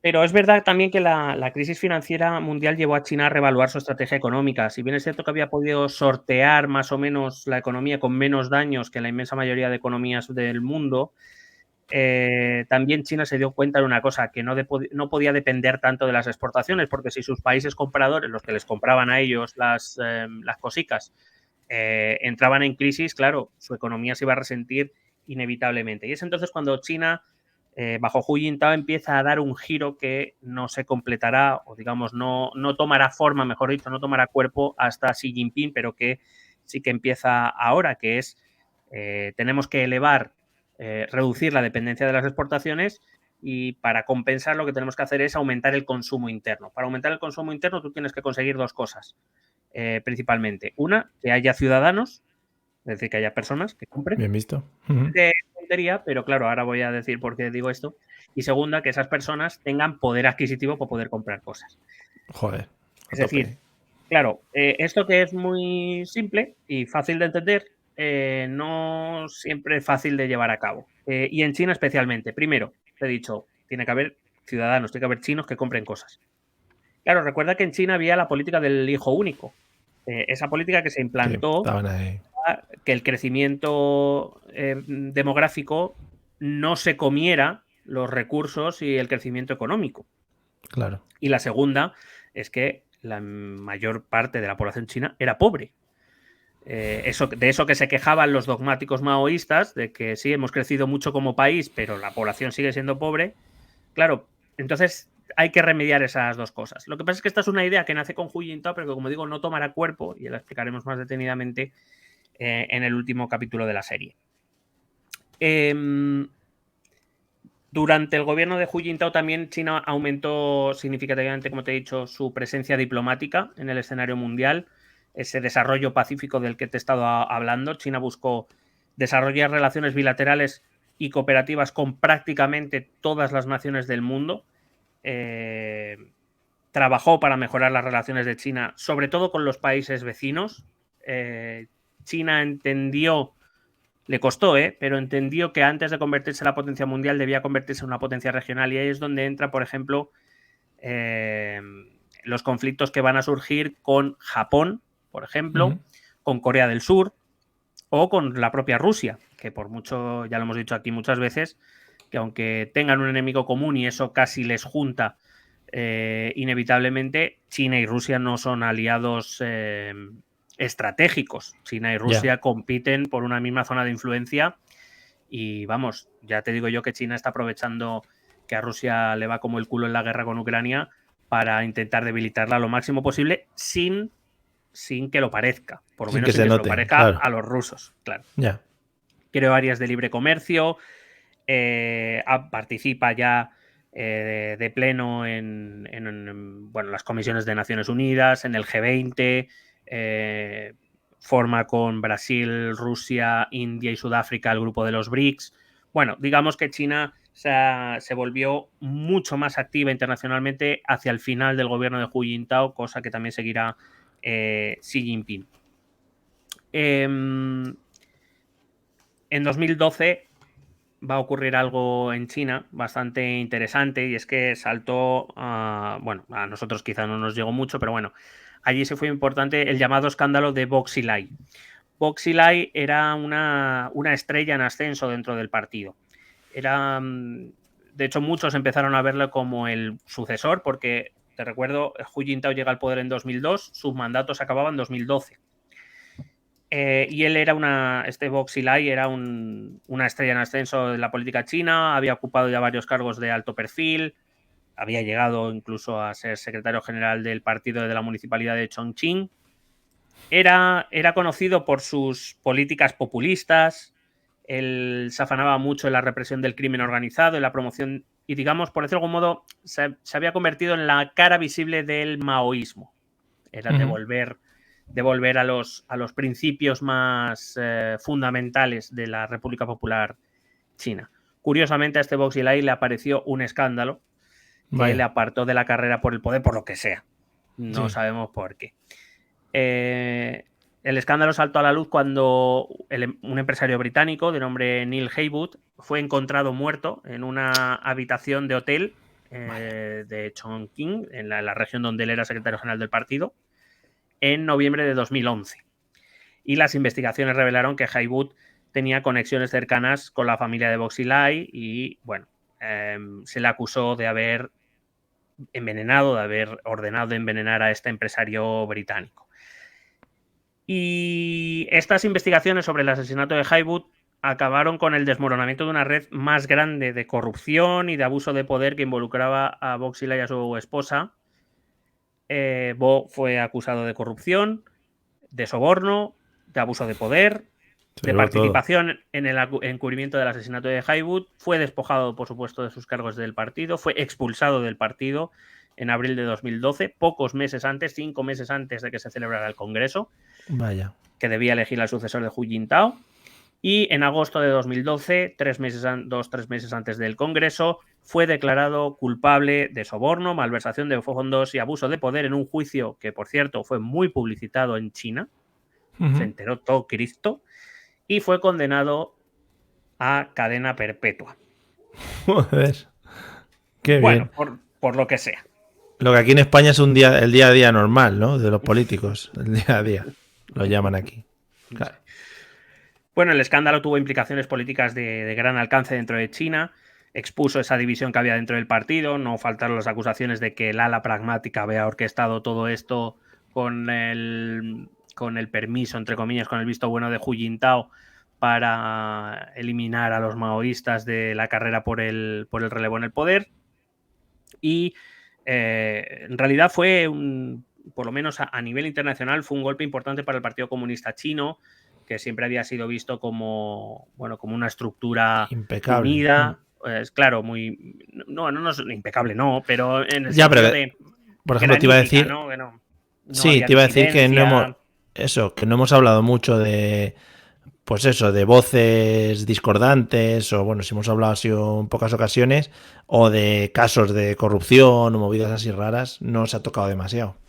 Sí, desde la Revolución Cultural de Mao, donde a todos los intelectuales que, digamos, discrepaban un poco del fundamento ideológico de Mao, pues fueron perseguidos y extorsionados. Es verdad que, hombre, algún disidente, alguna voz discordante ha habido, pero siempre han sido individuales, aisladas. El partido siempre dio imagen de unidad y de lealtad, ¿no? entre ellos. Y esto del caso de Bo Xilai, claro, pone de relieve varias contradicciones, no solo la de que hay una lucha de facciones dentro del partido, cosa que el ciudadano medio de China desconoce, sino que dentro del partido se da la corrupción contra la que el partido siempre ha predicado, ¿no? Entonces, eso era un problema porque planteaba dudas sobre la integridad del sistema político. El escándalo de Bo Xilai fue un evento de alto perfil que sacudió, como digo, el panorama político chino y que tuvo un impacto bastante importante. Tanto es así que será una herramienta que utilice el que será el siguiente secretario general del partido, Xi Jinping, para llegar al poder. Porque una de las cosas que él va a utilizar para llegar al poder va a ser la exigencia de llevar a cabo una limpieza total del partido, lo que en otros contextos llamaríamos purga, aprovechando el tema de la corrupción. Qué guay. Las razones de la salida del poder, bueno, Hu Jintao llegaba a sus 10 años y por tanto ya debía abandonar el poder. Pero es verdad que Hu Jintao dejaba una China menos sólida y menos unida de la que se había encontrado en 2002. Dejaba una China con desafíos económicos, como por ejemplo la desigualdad, el alto índice de pobreza, la corrupción que había aparecido por ahí, el malestar social que se había generado a partir de de esos incidentes, empieza a haber el problema o las tensiones con la etnia uigur, eso del que ya dedicamos un capítulo a ello y que además sigue a día de hoy activo. Los uigures son chinos musulmanes que viven en una determinada región de China y que son perseguidos por el gobierno chino. Esa corrupción y ese faccionalismo que aparece dentro del partido. Es decir, Hu Jintao deja una herencia bastante más compleja de la que él obtuvo de su predecesor Jiang Zemin. Cuando llega al Congreso del Partido Comunista Chino a finales del año 2012, el elegido para ocupar su puesto, también para significar un cierto cambio generacional, va a ser uno de los que hasta entonces había sido miembro del Politburó, que era Xi Jinping, un líder que se mostró especialmente crítico con Hu Jintao en el tema de la corrupción y que parece ser que le sirvió para auparse al cargo de secretario general, y que es el final de este capítulo y será el inicio de nuestro último capítulo de la serie, donde hablaremos de ese gobierno de Xi Jinping, que es el actual líder de China. Si lo ves, hemos hablado de la historia de la República Popular desde 1949 hasta la actualidad, es decir, estamos hablando de 74 años, y Xi Jinping fue el quinto líder sexto, técnicamente el sexto, porque hubo uno que duró muy poquito entre Mao y Deng Xiaoping, pero realmente el quinto líder, el tercer gran líder, y ya veremos por qué, de la China popular, del que hablaremos en nuestro último capítulo. Muy bien, estoy viendo que mi aportación a este final es que tienen cortes de pelo muy parecidos, todo como muy simétrico, no hay nada muy loco ahí en los pelos de los presidentes de la República, ¿no? Bueno, en líneas generales, la imagen en todo lo que es simplificando mucho, en todo lo que es el espacio cultural asiático, la imagen es de no destacar demasiado. O sea, mucha locura, vale. Bueno, si no quieres entrar en este tema polémico ahora mismo... No, quiero decir, en China no se llega al nivel de Corea del Norte, donde el corte de pelo masculino está determinado por la ley y tiene que ser el mismo que el del líder. No llega a ese nivel, pero tampoco hace falta hacer una. Quiero decir, más o menos es lo que no hace falta preguntar, claro, claro. Ya no es dress code, sino que es hair code, el hair code que te mandan por correo. Vale, muy bien. No, y que tiene que ver con eso de lo que hablábamos, sobre todo de esos pilares básicos culturales de los que hablábamos en los primeros 2 capítulos. El líder tiene que mostrar una imagen seria, quiero decir, con coleta no puedes gobernar China. Claro, efectivamente. Por eso ha habido tanta polémica aquí en España, si es que es verdad. Perdóname, pero hubo cierta polémica cuando Podemos llega al Congreso, que van con camisetas y que sí que hubo cierto grado de debate. Evidentemente no es un escándalo y a la inmensa mayoría de españoles nos la suda. Pero todavía hubo cierto debate, y acuérdate que una de las cosas que se acusaba a los nuevos diputados de Podemos era de vestir, como de ir a su casa o de la calle, un poquito que golían mal. Me sigue saliendo el meme de don Santiago diciendo que había que guardar un poco el decoro de la cámara y que era eso de venir aquí. Sí, la verdad es que sí. Bueno, es lo que rige ahora mismo la política en nuestro país. Bueno, pues nada, encantadísimo como siempre, además de hablar también temas de no actualidad, pero sí que más o menos cosas que nosotros hemos vivido ya, o sea que guay, porque me he sentido pues muy dentro de la historia, ¿sabes? Me ha encantado sentirme dentro yo también. Sí, te has sentido dentro, pues nada, si te gusta sentir dentro cosas, vamos a sentir dentro los métodos de contacto y luego hablamos. Hay un par de cosas polémicas de las cuales tenemos que comentar. Vamos allá. Escucha nuestros métodos de contacto. Puedes escribirnos un correo electrónico a la dirección estotambiénespolitica@gmail.com. Si lo prefieres, puedes buscarnos por Facebook o Twitter a través del nombre ETE Política. Nos encontrarás en YouTube, donde colgamos las grabaciones de todos los episodios. Y si necesitas un contacto más cercano, únete a nuestro canal de Telegram. Busca el enlace en nuestras redes sociales. Toda esta información y mucha más la puedes completar a través de nuestra página web www.estotambiénespolitica.com. Porque tú también formas parte de Esto también es política.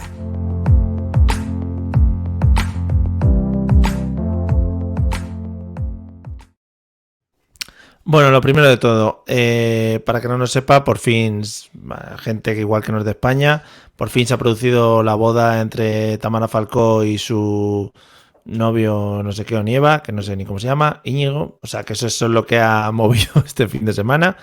Y por lo visto ya hay rumores de separación. O sea, no sé cómo lo ves. Normal. Vale, que igual era yo el único que no.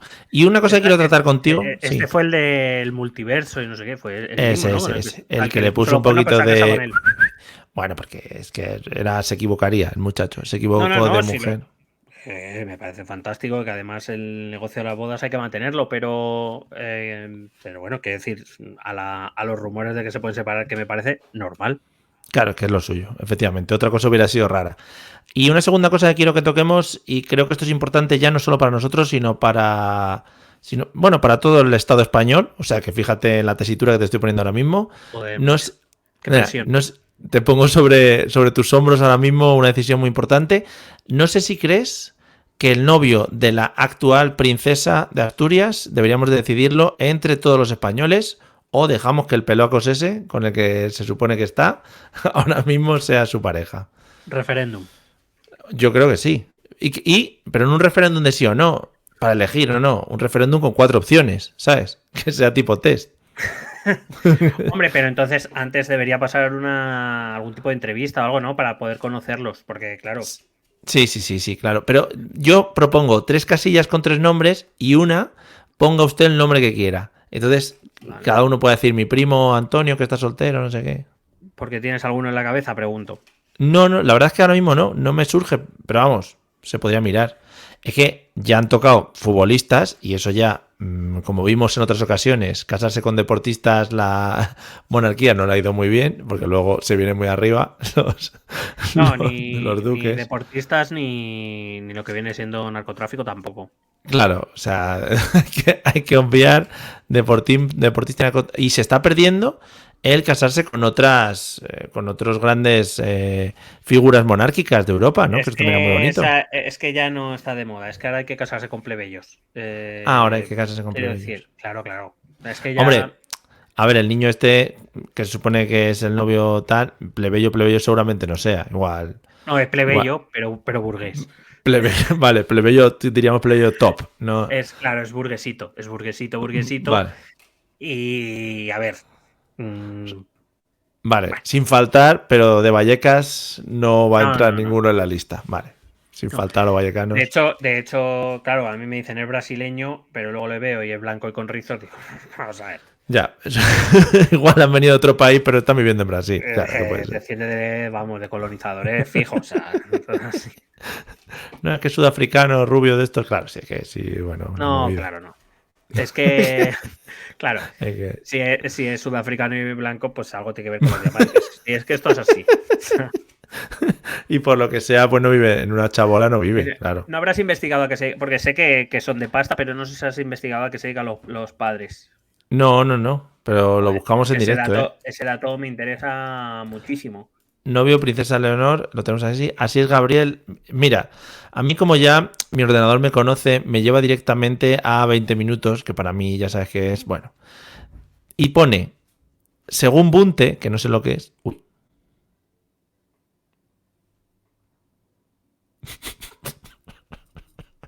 Estaba hablando solo. Así son las redes. En mi ordenador ha decidido que... A ver. Venga, retomo. Bueno, mira, mi ordenador, como me conoce mucho, ¿vale? A mí me ha llevado directamente, según he hecho la búsqueda, al 20 minutos, que para mí ya es... Lo tengo como automático, es inteligencia artificial. Pone, así es Gabriel, el nuevo novio de la princesa Leonor, según la prensa alemana. Se quieren quitar ellos también de si no se equivocan, ¿no? Sí. Dicen, no, bueno, no tengo 20 minutos, no, es según estos, los del Brandenburg Minuten. Dice tal que así. Vamos a hacer esto de corrido, que voy a reaccionar en directo. Venga. Dice... Espera, que voy a ponérmelo a un lado porque es que si no te veo la cara. Pone, según Bunte, que debe ser el periódico alemán, Bunte, que tendrá alguna rima, tiene 18 años, ojo que viene el dato, es hijo de una pareja de millonarios y nació en Sao Paulo, aunque creció en Nueva York. Vaya. Pues ya está. Vaya. Bueno. O sea, es brasileño de palo. Pero son millonarios, pero no sabemos de qué, ¿no? O sea, que puede ser de... Espera, estoy buscando... Estoy buscando... Seguramente... Seguramente. Tal y como comparte la revista alemana, en Nueva York viven en un elegante edificio de apartamentos, que supongo será suyo, junto al río Hudson, cerca de Wall Street. Hombre, Gabriel fue a una escuela secundaria privada, eso lo matizan, en Brooklyn, te lo a la que agradezco. asisten los hijos de las estrellas de rock y supermodelos.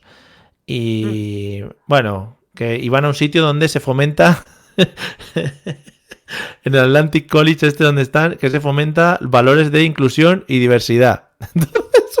Claro, ya he dicho, voy a buscar una blanca, pero de otro sitio, a lo mejor. ¿no? Incluyen a muchos ricos de diversos países. Esa es la inclusión y la diversidad que se Ah, maneja. Claro, Sí. o sea que no es rico nacionalista, o sea, hay que decir que tengas pasta, pero tu origen me da igual, ¿no? Claro, da igual, pero teniendo pasta te incluimos. Esa es la Qué inclusión bonito. que hacen. Sí, sí. No, desde luego me parece open mind. Y que tiene 2 hermanos menores, no pone más. Pone hijo Pues de mira, una pareja millonaria. otro para Sofía. Claro, y otro para ¿Pero cómo se llama el gacho? Gabriel. Gabriel de Sao Paulo. No, gracias. Pero no Habla nos 3 dicen- idiomas, es deportista y está a 6.000 kilómetros. Eso es lo que pone aquí. En el Hombre, Independiente. Una relación a distancia es lo que le quedaba a la monarquía. La verdad es que se prevé buena cosa. Sería muy bonito que retransmitiesen en directo los videochats, ¿no? Que se hacen entre ellos. Bueno, entonces, pues nada. Todos destacan un poco que el colegio al que va es un colegio abierto. ¿Que habla alemán? Mira, su padre es el experto financiero Drauzio Giacomelli, que es claramente muy brasileño. Pues, sí. Y ejerce como director de investigación de mercados emergentes en Deutsche Bank Securities. Ajá. Y previamente ha tenido puestos de responsabilidad en JP Morgan, ¿vale? Como jefe de mierdas, o sea, jefe. Y su madre se llama Fernanda, cuidado que no sea conquense, por ejemplo, y trabaja en una cosa con muchas siglas, que es una empresa internacional centrada en el marketing y la comunicación. Ahí lo tienes. Muy bien. O sea que uno es el culpable de la crisis de 2008 Ujú. y de que Deutsche Bank esté en la mierda y que Sí. la madre es la que lo maquilla, entiendo, ¿no? Es Sí, publicista, sí. vamos. Efectivamente. Bueno. Y ojo que Gabriel... La monarquía perdón. necesita publicista, está bien. Perdón, espera un segundito porque también hay que destacar que Leonor empieza su formación castrense este agosto. Eso hay que Correcto. destacarlo. Ir en aviones 3 como... añetes. 3 añetes, uno por cada cuerpo militar, y después se irá a estudiar a Nueva York, como a lo mejor como su padre, la carrera. Sí, qué gustera. Al volver a Nueva York, sus planes incluyen proseguir sus estudios en la New York University, Sí. una prestigiosa universidad de la Gran Manzana. Porque Ahí no iba a están ser en la todos. Complutense University, ¿no? En la Complutense, there is no level to... Ni en la universidad de su abuelo, ¿no? Tampoco. En la de Mico tampoco, no. No, va bueno, justo a Nueva York, ¿no? Donde está el gacho, ¿no? Qué curioso. claro. Claro, porque... No, pero yo lo entiendo porque ten en cuenta que si estudian en Madrid y rompen, no se van a ver nunca más. Porque aquí en Madrid no te encuentras con tu ex nunca. Aquí nunca te encuentras con él. No, Claro. no es verdad. Pero Bueno, aquí sí. pues ahí queda. Entonces tu postura se mantiene en la de elegir Referéndum. nosotros. Referéndum. Vale. Yo quizá yo por parecer que somos más democráticos, que elija ella el candidato, pero que no se pueda casar si no lo aprobamos los españoles por referéndum. Hombre, un poquito de, ya que le vamos a pagar un poquito de Con su campaña mantenimiento. Claro, con su campaña de 15 días a favor, algunos Hombre. a favor del sí, otros a favor del no, contándonos uno las cosas buenas del chaval, el otro pues, Otro las el otro día malas. pisó una cucaracha, ¿sabes? Yo qué sé. Imagínate los republicanos ahí en contra, Claro. Leonor y el novio en un Seat Ibiza recorriendo España. Bueno, precioso. Con el derecho de cualquier ciudadano de poder preguntarle a Leonor, pues por ejemplo, cómo la tiene, ¿no? Cómo besa, Efectivamente, o, efectivamente. o quién paga las cenas, a lo mejor, ¿sabes? Claro. Por ejemplo. O, cuidado que se podría Además, hacer en First Date. En First Date, Carlos Sobera como moderador. Bueno, a mí me gustaría más que el referéndum, lo que es la campaña y todo, lo dirigiera Jorge Javier, porque tiene experiencia en estas cosas. Sí, la verdad es que sí. Conectamos con Belén Esteban, que está apostada en no sé dónde. Que la lleve al polígrafo de Conchita, por ejemplo. Joder, Conchita. ¿Ves? Esa es una de las cosas que se va a perder con la ausencia de Sálvame, que no salga Conchita ahí haciendo sus cosas Un cara a con ese cara, polio. un cara a cara Gabriel, ¿no? ¿Me has dicho que se llama? Gabri, sí. Un cara a cara Gabriel Belén Esteban. Quiero decir que O Belén Gabriel. Esteban sea el filtro, ¿no? Un poco de la España real. Es que, fíjate también que se le juntó con Gavi, el del Barça. O sea, que solo le gustan los que se llaman Gabriel. También es una cosa muy a remarcar por esta monarquía. Mantiene Pues, el nombre. Gabriel Rufián, no sé si creo que no está casado. No, ese no. Ese es el que va a llevar la otra campaña, la del no, creo que es la que va a llevar. Bueno, pues nada, ahí queda nuestra opinión. Totalmente real, que es lo que haríamos. O sea que a tope, que se case, pero que pase por nuestras manos. Sí, O sea, sí, que sí. no sea esto jauja. Es más, y luego, si se gana ese referéndum y es sí te vas a casar con él, luego más referéndums para decidir los detalles de la boda, de la ceremonia y de todo. Sí, sí, sí, sí. Los Porque ya que lo vamos a manteles. pagar, ¿sabes? Claro. Los ¿Qué manteles. menos, no? ¿A quién se invita? ¿A quién se invita? Ojo también, ¿eh? Que haya un sorteo, por ejemplo, vamos a ir a un sitio con capacidad para 500 invitados, 200 los elegís vosotros y los otros 300 son españoles por sorteo, por ejemplo. Joder, sería precioso. A los que les haya tocado mesa electoral ese año y van todos ahí, Claro, por lo menos un regalo. en Un vez de la regalo. entrada por aventura, entrada para la boda, por ejemplo. Un regalito y claro, y que se pueda elegir, yo que sé, y troleos, ¿no? Que vaya, yo que sé, el chiquilicuatre a hacer la música. Por ejemplo, ¿no? que cuando entren, efectivamente, cuando entren en la catedral, que suene el chiqui chiqui en vez de la Chiqui, marcha nupcial chiqui. de Claro, de joder. Mendelssohn. Que vayan montados en un, no sé, en una barca de las que tenemos en el Retiro, que sería muy bonito, y remando ahí los dos. Que les case remando un por- Elvis, por ejemplo. Joder, qué bonito sería. Pues nada, o que que les salga case...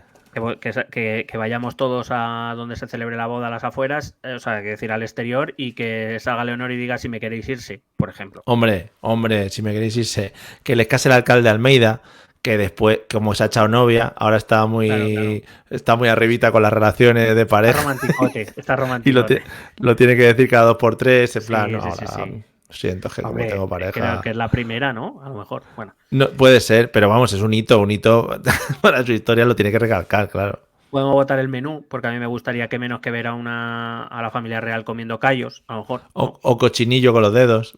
Claro. Cochinillo con los Por dedos. ejemplo. Por ejemplo. Y a los ingleses, alemanes y tal se explican finger little pig with your fingers. Así. Claro, me parecería muy bueno. Hay muchas cosas que además yo creo que nos unirían como país. Que vuelva el abuelo por sorpresa a hacer un monólogo, por ejemplo, ¿sabes? Hombre, pero eso va a salir que sí, ¿no? O sea, Sí, hombre. quiero decir, Que la fiesta sea en Pachá, con Froilán de relaciones. Pues ahí.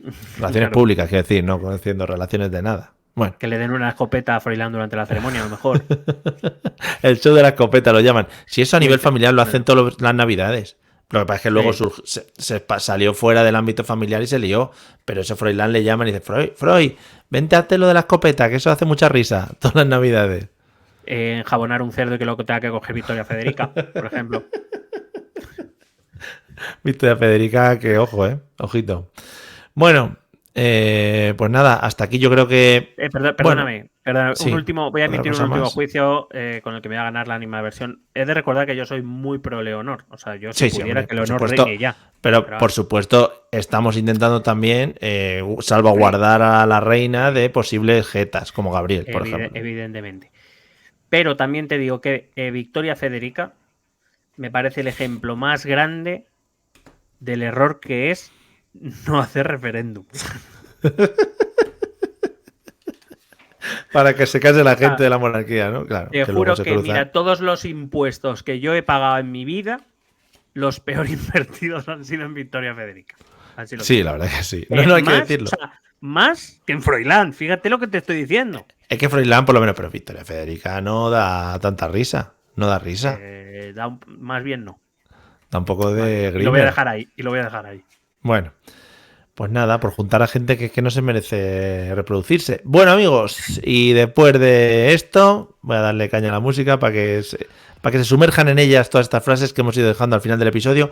Aquí llega poca gente, también te digo, ¿eh? O sea, lo que es la hora 52, 1 de película, iba a decir, aquí llega poca gente, o sea que bueno. Yo llego porque estoy aquí y porque es mi parte favorita del programa. Pero... Efectivamente. Los que han llegado hasta aquí son los muy cafeteros, son los que les gusta ya el digestivo, ¿no? Del final. Los que hayan llegado hasta aquí son los que entrarán. Si algún día me caso, reservaré 10 asientos que sortearé. Hombre. Para los que sean Patreons y hayan llegado hasta aquí. Los que te dicen, ponme un pacharán pero no me pongas hielo que ocupa espacio, o sea, que me por lo ejemplo. En fin. Bueno, amigues, hasta aquí hemos llegado. Ya os hemos avisado que empezaremos a disparar hacia programas políticos a ver cómo va la cosa. Porque hay una amalgama de movidas y estamos entrando ya en la recta final, ¿eh? Y acabamos de empezar. Entonces es recta final empezando. Es la recta inicial, recta final. Es todo junto a la vez. Así que nada, dentro de nada os vendremos a hablar de sandboxes, de Agenda 2030 y de que, bueno, esto va a ser aquí jauja para todo el mundo. Así que nada. Nos vemos dentro de nada. Disfrutad del calor del verano, los que estéis en la playa a tope, a los que os haya tocado mesa electoral, pues ala, suerte repartida. Ala, hasta luego. Pesete.